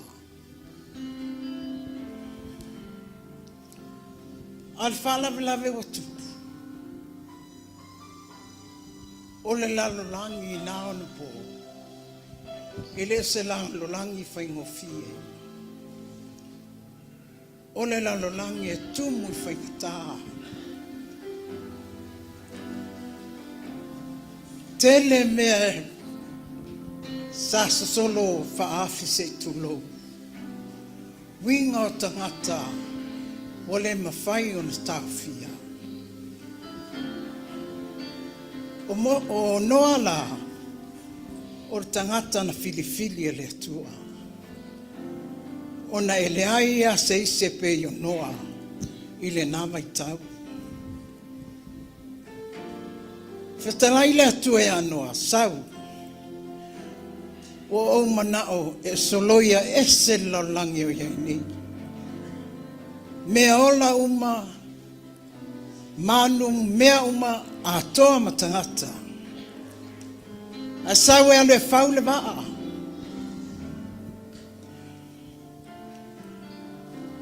O le atua, o se Tama Alofa matua wanoa. Na ia to e fitalai lava, wala au atu i tangata e o mai e faule waa. A whai e talia, e whai tauina i la tau whaatasi ma oe malo aiga. Talo whae, le nau ta inga. Au ale ai se tali mai os. Le ai se i se whalongo. Whai meile tala, wana o noa lava malona aiga. Na whasau ina lolo. Le a fia e. O le a sau manatu nei vai tau. A o le a foi sau alanga o lo e alanga i. O e alanga e pe o le alanga noa. Whaftai atu i Tama, i tima inga, apo inga, ina ia mawhai. Una whai pēr matu mau lo tātou sā. Ina ia mau papale, aua ne se ese. Nai motu ngā manatu ia tutu atu i au tawha. Vaailau laa, vaailau savali. Ia e savali, whaalongo mausta. Vaailau whamomua, ina ne ingalo. Ma ia e manatua. Ia e savali ma whamaoni luma o le atua.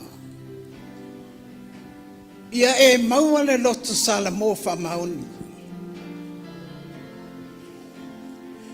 Ma ia e maua le hanganga o le loto maulalo. Ia e nau e tulivae ma whatu ese. Ma e nau ina ia maua le loto whaamahangalo i teimi unga. Loina, whaamanga loma, lo watu nue.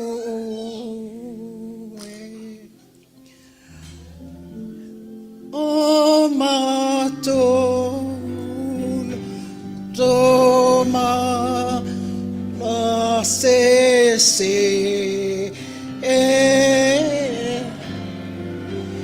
o tinga mawhai ngā taua o mai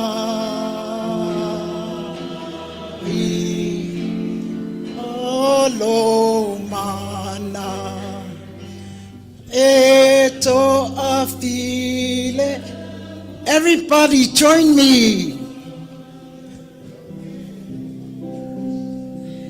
Whaamanga lo mai lo watu nune.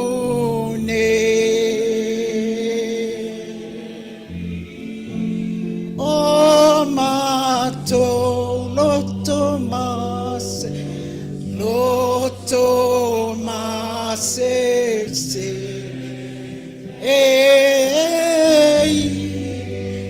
O tinga mawhai ngata o mai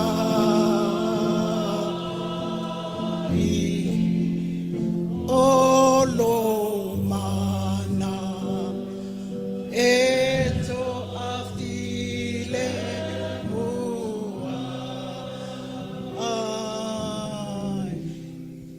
Father's Day to you all. God bless you. Amen. Wa o Mose. Le wingo lo ingoa. O le na tō ina e nai le vai. O se taʻitaʻi e se le whamaoni. O se taʻitaʻi e matau I le atua. O Mose. Tele popoanga, tele mea lelei na maua mai a Mose. A o whengai Mose male tupusa wā leo Farao. Na ia awina alwe a mailo na nuu.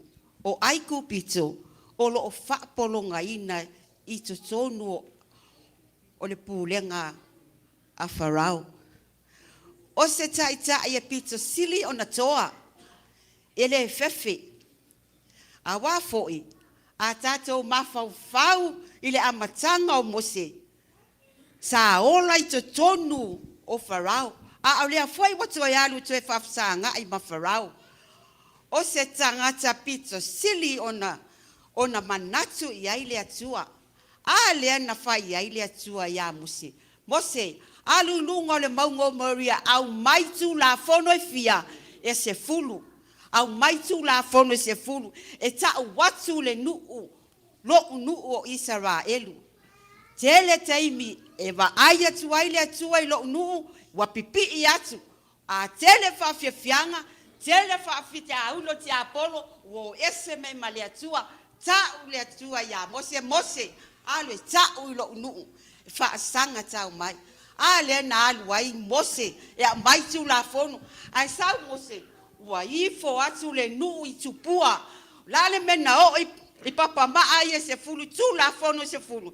Na tongi e Mose lalo ele nuti li, io o se taʻitaʻi e ita ai toi alofa I lona nuu usi taʻi ma whaalongo I le atua ia tama whapenalo walaawina a walaawina o le atua te whaatino mea ia whaatino ma le whaamaoni ai aua le ita lo lava le taʻitaʻi o na tongi le lalo papa ma le ai tulaʻi ma o mai e whaanga ma o popo mea tono le Ekalesia ai aua te fulitua ma e whaiwhai upu mai. Ia Tama, ia Manuia te le aso Tama, avea ia ne yaso. E whai maaso, e toi ti mata I le upenga. Ia soifua ma ia Manuia ono Yesu. Amen. O au o savita. Le ate I o Yese. E ai o uso e fitu. Ma o au wi o le whanau. Wi o matoainga. Saunga lue e tausi maa moi o lo Tama. Sa vea au ma tausi maa moi. Fita, tupu ma se Tama foi pe outou. O se Tama e le atoa. Sa tele o manu malo. Ma tele o se ma vai ngai tele lo ma.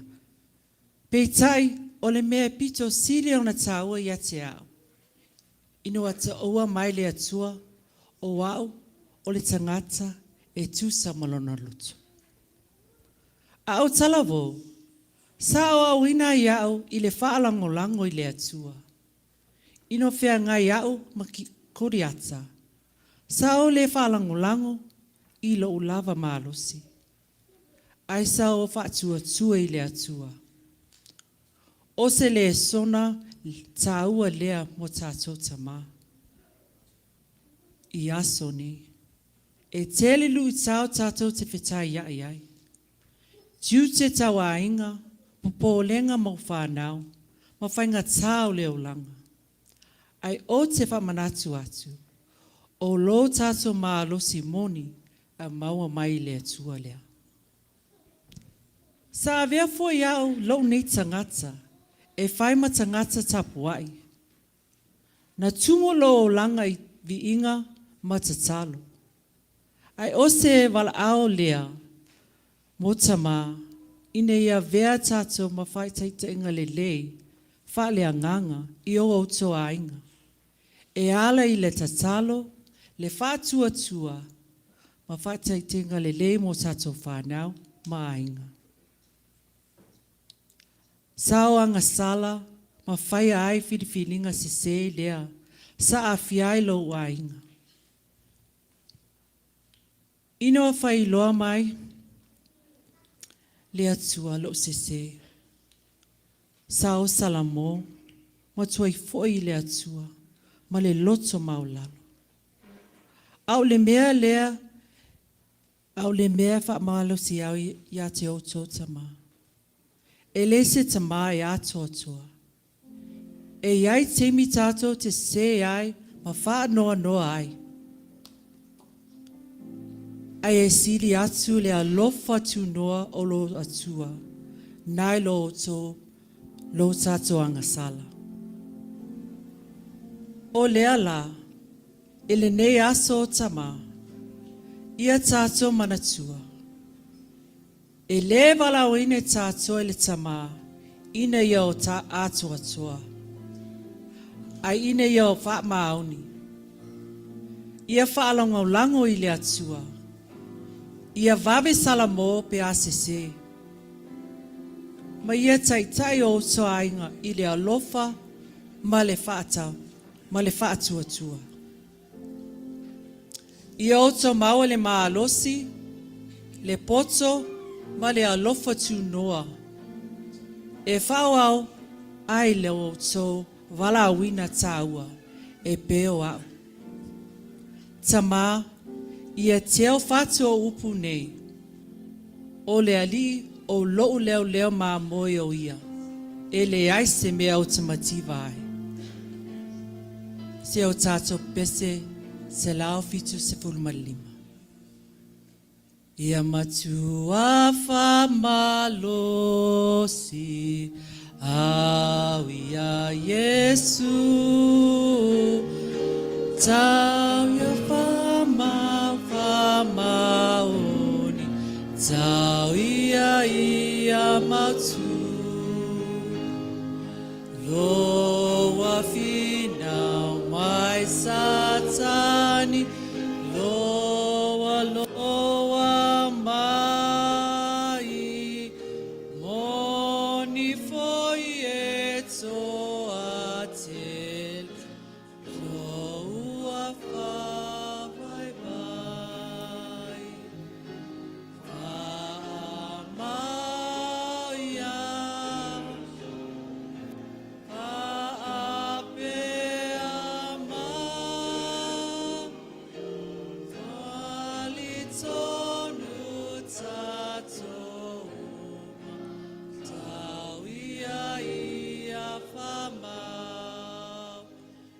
Manuia tele aso sa Tama. O au, o iopu. O au, o le au na le atua. O te sau mai le nuu, po le lau ele o usa. O au, o le au na amio le lei, ma le amio tonu. O te matau foaʻi le atua. O le mea lea o te whaailoa atu ai. Ia te outou malawa Tama o Etena Fou. O whaafita uli, ma whainga tāsa o wo ai. E o a I le oti.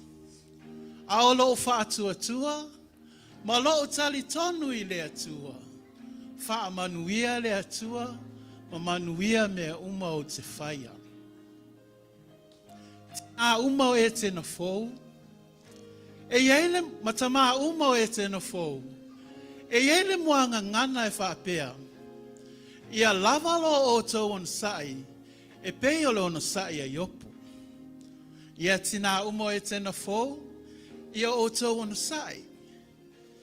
Whaapale pea I nai Tama. O a lava le tele o lātou whiau, ma mea lātou te mana na o ai, ia tātou ona saʻi, a wae le vale lo tātou taui. Sa sili ona o le whanau mai. Awa e iai lea o a le Ekalesia le Etena Fou. E ngoia osa. Po o siolo osa.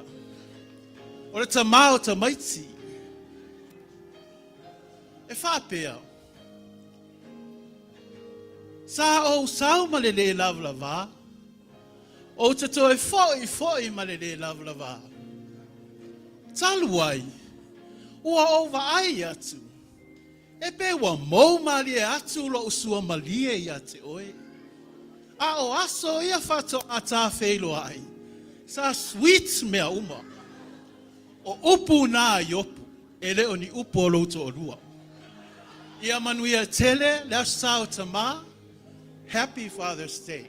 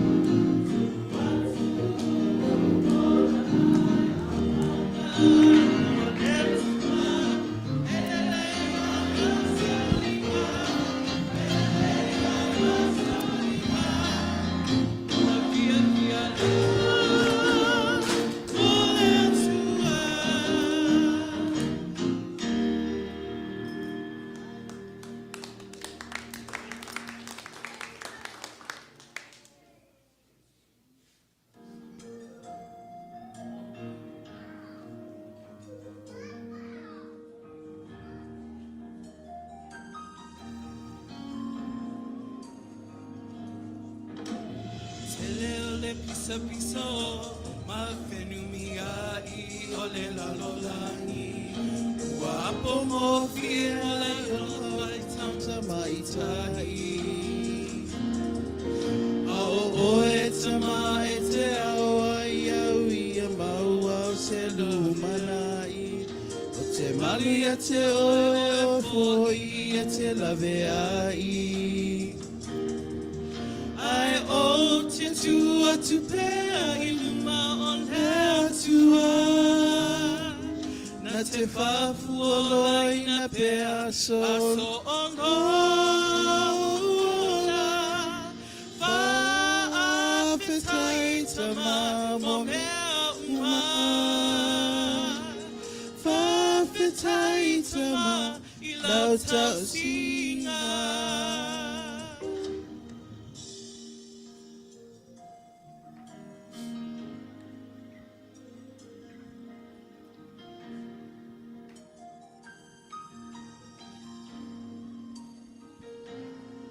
E pau popo au ni aso ua, o aso folau e le tua. E mana tua I aso whapena, mafutanga mo tusia. Mana I Tama ua whai o le folanga, ma le tulinga sia. E le ngala lato I le loto a le anganga. Ai o te tua tu pea I luma o le atua. Na te whaapuola I na pea aso o lohuola. Whaafetai Tama mo mea uma. Whaafetai Tama no tau singa.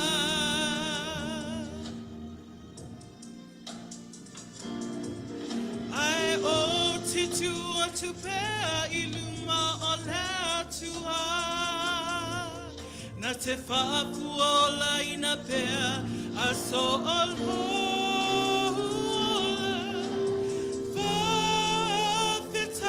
Tama o mea uma Whāte taitama I lau tau singa Whāte taitama I lau tau singa Whāte taitama I lau tau singa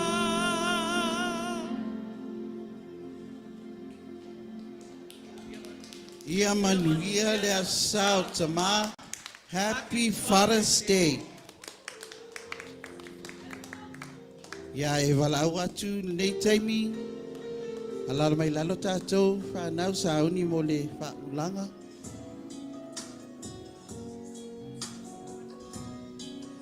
Ia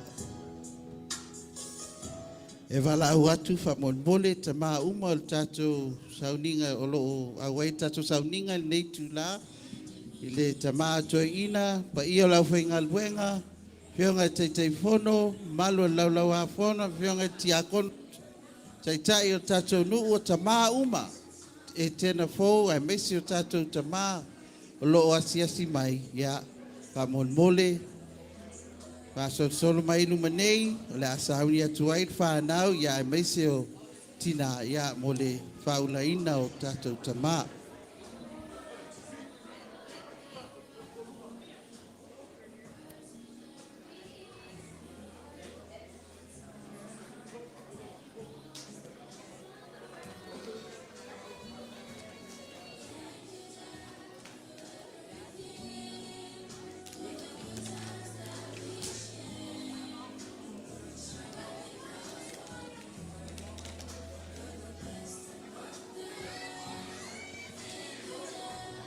At this time, we'd like to call on all the fathers to please come up on stage for our lay presentation.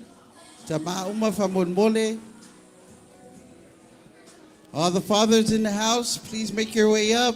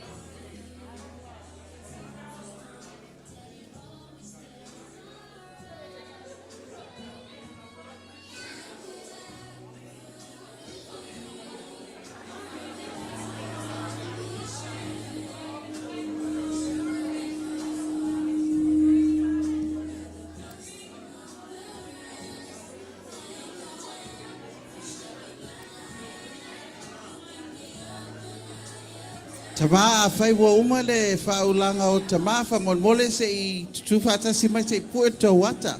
Fa mon mole lava. Fa awa watu leo o nisi fuanga. Yeah, maleava tele fa tai. Let's all get together, Father, so we can take one big, nice picture of you all. Fa tai lava tama.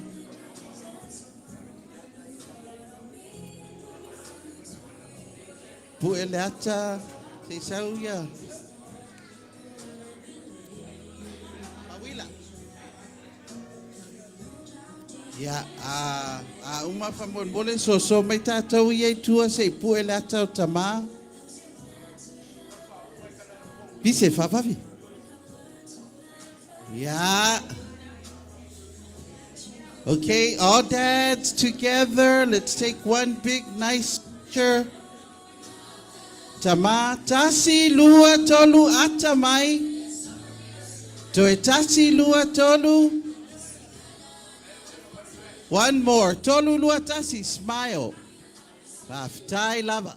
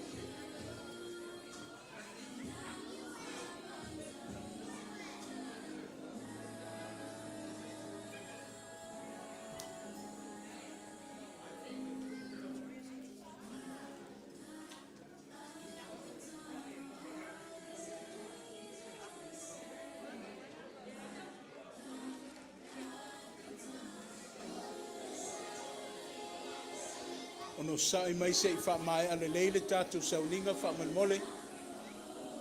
Tupulanga te pele la au lea. Ono saʻi mai lava se I faamae ale leile tūlanga o le tāpoinga. Mamalu mai o le aufia I meso le Ekalesia. O le awhai atu le tatalo whaiu. Ia wā foi fuanga o le nei a fiafi ma le aso.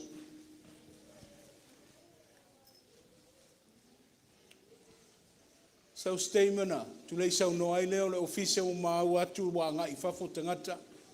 Ai e whaamamalu mai pele tāpo inga whaamamole le atu popole lea. A wāra tātou taulanga na osiosi I lumo le tua. E le lei lawana whaamae a maato toe fo I lumo le tua. Sau steimena ma e atoe leo se talo le Ekalesia. Ia ai. Ia te otu atu ina.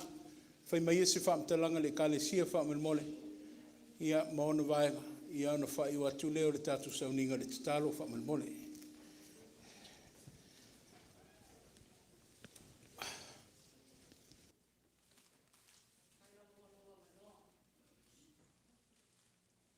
Whatulo atu ona o solile, malu male pa ia o le malu nei, ia ai mai se foi le sauninga.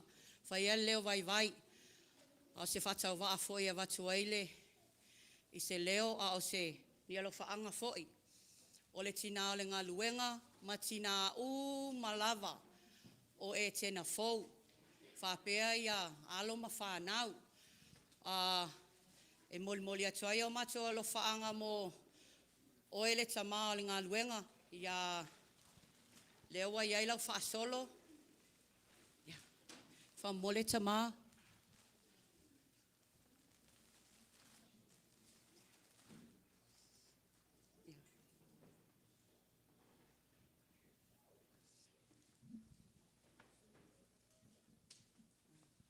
Ia wai ai fo'i malau me alofa. Tina su mai whamon mole.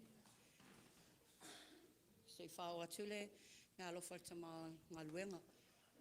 Ia ole me alofa na ale tina ngaluenga. Ia whapea le ia tina uma ole Ekalesia. Ia ele ngata ile ia o tama malava o loo I tonu nei. ia whapea fo'i le Etena Fou, ia sau se taimi, ia se itu la, ia ona wha umatu fo'i le o matou whaamatalanga I whale, pea umale tātou whaamoe moe, malo whaaloalo tele, whaftai lava le laulau fono.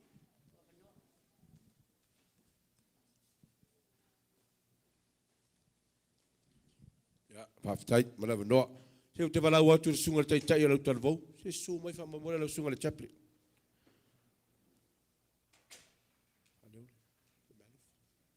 Walau ko me whaleo pēr me alofa o la ala tato Ekalesia.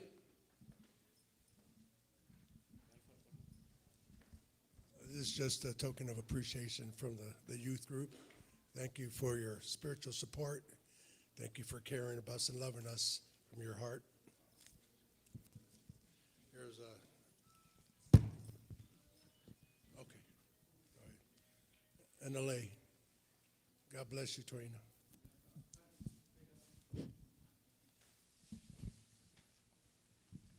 Ya, tatu pēla vanoi la la, whaari roto anga le lei male, whaulangai, tatu Tama. Ia, Tama, ia olo au whai pese ne, olo whaanga foi leo sauni e lau whai pese se mea alofa whata waa mo o ele Tama whale anganga. Ia ele te utu se lima se lau tā la, ia malo wha solo.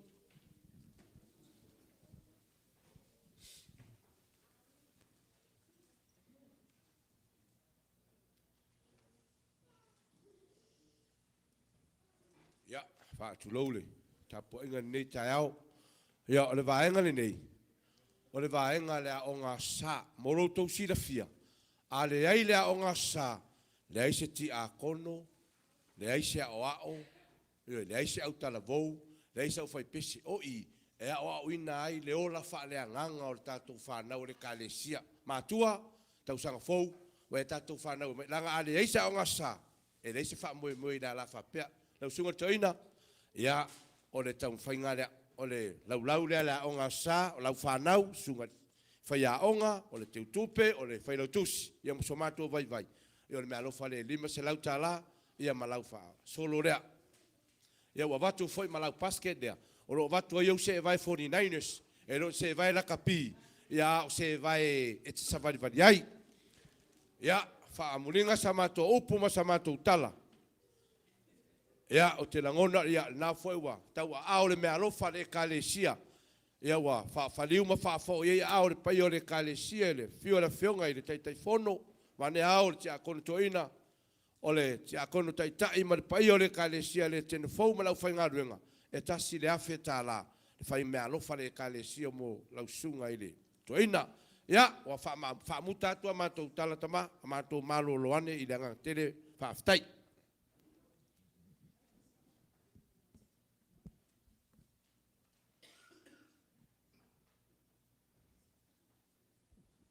O ange inga le ko au, mar ko whakalai ngei kula le aso. Whaangel pa ia o kapo inga I le tua. E, whangakua ko ale, pe au kaulanga. A lele wa lafo le malu. Whaafkai ei le kua o ngole, ngi aso ka ua, o whaasingo I ka mao le Ekalesia me se Samoa. Whaafkai Samoa lo ko wafio mai mar karamai au. Ka ko moli mawinga le anga leo le kua I ka mā uma le lalang. Ia, wau whaasingo ai lingi aso ka ua. Whaafonga mai fo I Samoa I lunga pe au le ea, le au whainga luenga. Kupu mai. Ia ua vea pe au le ea. Ia whaima kako so ka inga ma si kaulanga I le kua. Whama lolu. Lingi ka au mar kako whaakisinga. I vi ia I le anga leo le kua. Whapekana I o liseu, a langa le ngalu, ia e whailo le lupe mua. A leua kako sasa a whamanguli, le ngei kai au le olofo le kua. Whafkai, tina ngā ruenga ma le mawhakanga ki ngā, a wālo ko wanga le lei a mese alum whangau, o le Ekalesia I ka mā, ia suako sungat ko inga, a mese lau whainga ruenga. Kia kongo inga ma le malu ki a kongo, au ka mao le Ekalesia, ai mese sa mo whafkai lo ko wanga lei, whafkai le ngā luenga le ngei aso.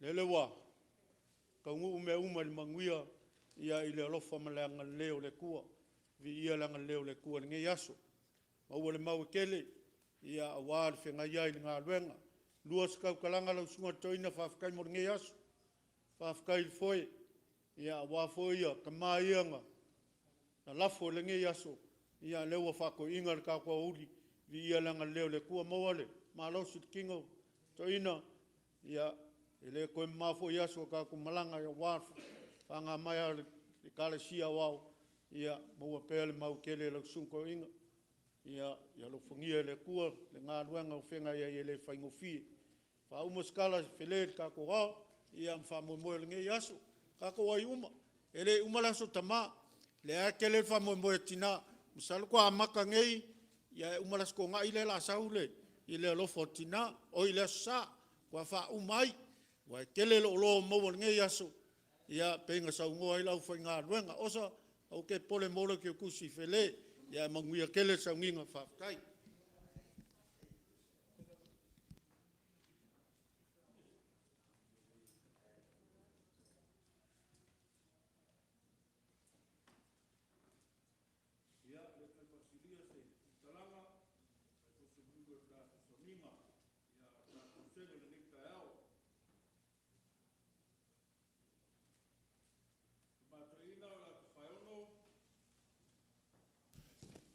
Matoina lua se lau lima se fulu tālā, toni nau tala se lau tālā. Nā malolo tu whairiapo lima se fulu tālā, la whaoa se lo osa tolu se fulu tālā. Ma apusua sa uvao lima se fulu tālā. A se folasa ri tāau lima se fulu tālā. Tatai fono po tima mai se lau tolu se fulu tālā. O aone tau talatu tolu se fulu tālā. Ai whai mea soo to whaiono lima se fulu tālā. Pia pa ulu fa se fulu tālā. To iwa tui nei, lua se fulu tālā. Kerek singa tango, lua se fulu tālā. Teiki la lio, fa se fulu tālā. Maiava whimaono, fa se fulu tālā. Pita solia, lua se fulu tālā. Tinanga luenga, doras to whaiono, lima se fulu tālā. Malungo leo, lua se fulu tālā. Se prina pulu, mat whanau tolu se fulu tālā. Victoria, to whaiono, lua se fulu tālā. Visa to whaiono se fulu tālā. Jasmine Faulalo se fulu tālā. Anderson Leia se fulu tālā. Janela Saʻo se fulu tālā. Sani Saʻo se fulu tālā. Lauiula le pule sao, valu se fulu tālā. Aniva na isoa lua se fulu tālā. Aitofi to whaiono lima tālā. Whaofia to whaiono lima tālā. Panama lua se fulu tālā, atu whimaono lua se fulu tālā, whaalu whimaono se fulu tālā, Pisia lua se fulu tālā, Lala lua se fulu tālā, Niu Papa lua se fulu tālā. Tātou sene o le aso le nei, tasi le afe lua se lau ono se fulu tālā. O le taulanga, nisi o nei o tātou tau aingu, whaina lafo taulanga le nei tae ao. Tamato ina o lau tu whaiono se lau tālā. Pete solia e wha se fulu tālā. Kerek singa tango wha se fulu tālā. Maiawa whimaono tolu se fulu tālā. Lua se lau se fulu tālā tātou taulanga o tae ao nei. Ia, o le ngangora lau. Ngangor whaafitai mo whaamalo, whaafitai tele mo le lima foaʻi, nei foi vai tau o mai ngā luenga lafo, tonu le o ngā tonu le tausanga, watu whaamalo o le laulau tau anga le lei. O nei forfolanga, o le tātou family night whaakwata, nona lua le tausanga o le awha moe mo le aso nai rumanai, o le tūlai whār tātou family night, i le aso tōnai. O le pūlenga le aso wharaile, aso tōnai, whatau nuu tātou whamoe o tātou family night, o ne kuata no lua tausanga. Ia, a iei nisi ma tā upu, o le a whaarua tūrunga o le tātou i tūlau. Ia, nau rātur ka alena for neva yaso, na wā fōi ngā luenga o neva yaso e whenga i tātou. Ia, le toi ese le whaasili, o atu whaafitai o Tama nuu, Manuia tele lo sa Tama, tuna toina e maise malu tātu Ekalesia. Manuia Galueaina le neiva yaso, malolo atu whaafitai.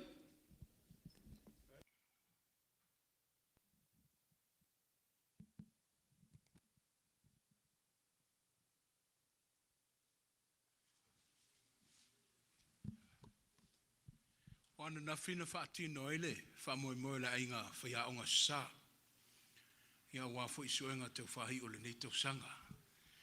E whai ele leo whai masuia le, su atu le sunga le taʻitaʻi ma la ainga whaiaonga. E misi o alo ma whanau e le whai ngofia le Galueaina. E na maua lava le mātua lo te tele whaafengai. Ono le tāpo inga mau le Ekalesia le wafionga le taʻitaʻi whono. Me se foi le wafionga le ti akono taʻitaʻi le mamalu le tātu nuu. E watu le mātua whaafitai ma le whaamalo. O leo wa whaia le malolonga mo nei masina. Se i toe foaʻi mai le whono. Ia ona toe a e hei leo le tātu aonga sa. E mamoli atua ma le whaamalo ma le anganga o le whaafitai saustemi. Ono outou whaafonga i lea. A wā foi le launga atongi le whaamoe moe o le tātu aonga sa. Se i toe taliu mai whanua le whainga malanga. E le tu mamaina so whapenei tu lau lava o lau Galueaina o le puipuinga foi lo outou soifua. Tausi le anganga ai o lo va ai te toa le soifua a le Ekalesia o lo iai wa tau matua ina o whaitau atu foi o ngase wa whea lo outou mamalu e leo ni ngase whaingo fie o lau papolenga nama lau puipuinga le tūlanga o le tāpua inga ma le umi. Ia nei o tau whaitau ana le whaifeau pe aisea, ia ono o lau whaai whapena. E tausi le mamalu le Ekalesia ai meise lava te mamati nā mātutua. Ia ma o tau ngase tu mau. Ai a maia le nei minute se i tau mwhai atua i se tala. A mata mai lava le maanganga whaafitai le vai aso o mawai.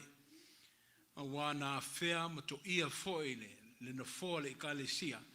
Ia e le sunga le chaplain, lona wharitua, ia fui maono ai mesio le atali ia AJ, ia na tau a au mai le 5 se lau tā la, a lo whaanga a wā foi le whaamoe le atali i wa tau nuu. Na tātu mafuta uma lawa le whaamoe le tā Sofia Fio tātu mātua pensione, ai mese ai foi le asu whanau e whaasino le tina ia valo, ia o le nāna lautungia ai foi ma ui ai ma ue le whaaloalo mutua mawalunga ma le tele. Ia ana whaopopo mai ai ma le la taulanga se leni e awhi tā la.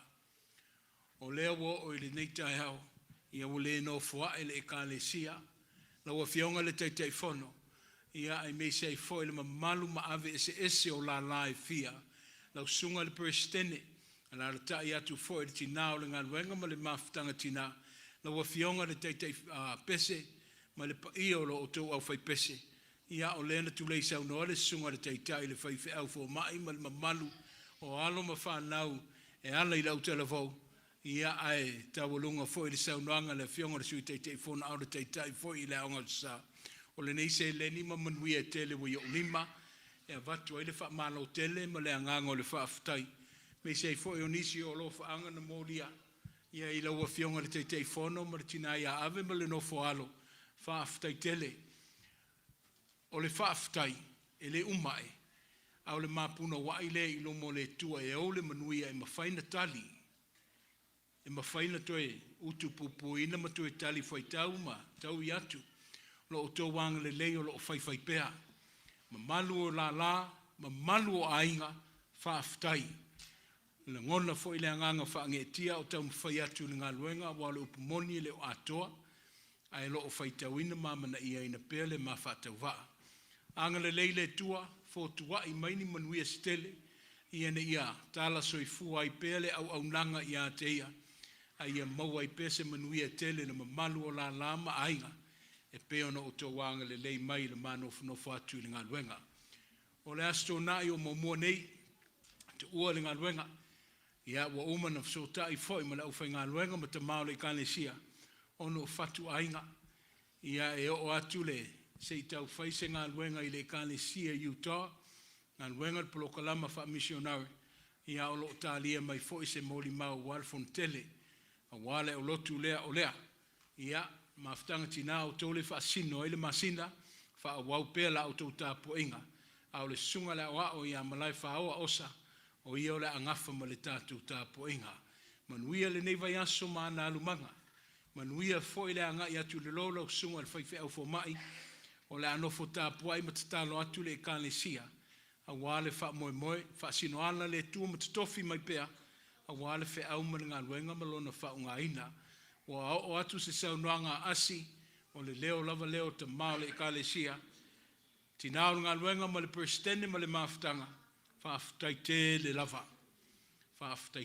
lava o lea la tatou atu faauau le fiafia lagona pea le agaga faageetia fai o le polokalama na outou saunia ia o lea o le aumia foʻi o latou ao ma o matou lima la outou faaloalo i lē faigofie a o le matou tatalo ia saga faamanuia le atua i le mamalu le ekalesia ai mesi o le mafutaga tinā manuia lenei vaiaso manuia foʻi feagai ai ma talaga vai ia fanau faaaogāteteo faaagatitau le taimi a o mai faia se malologa ia aogā tapena tatou aiga ia aogā ma faia se galuega iloga i totonu o fale ma aiga ai leʻi toe taliu atu tatou ia auā le faamoemoe le tausaga aʻoga fou seʻi faaolatia mai le faigamalaga le ausifono ia lea ua tapena foʻi le susuga le taʻitaʻi i le aʻoga samoa le susuga ia ai o lupo ia auā foʻi le polokalama mo le fanau ia lua ava ia se o le polokalama le aʻoga samoa ia ona faauau ai lea o nisi o galuega le ekalesia faafetaitele le mafutaga tinā mo le fofogaina foʻi o pese lenei taeao me se asi ma le touaiga ia auā le teuteuina o le fale e pea ona maua le saunoaga le susuga i le aʻoaʻo toʻatoo o le a tatou faiu lenei sauniga i le tatalo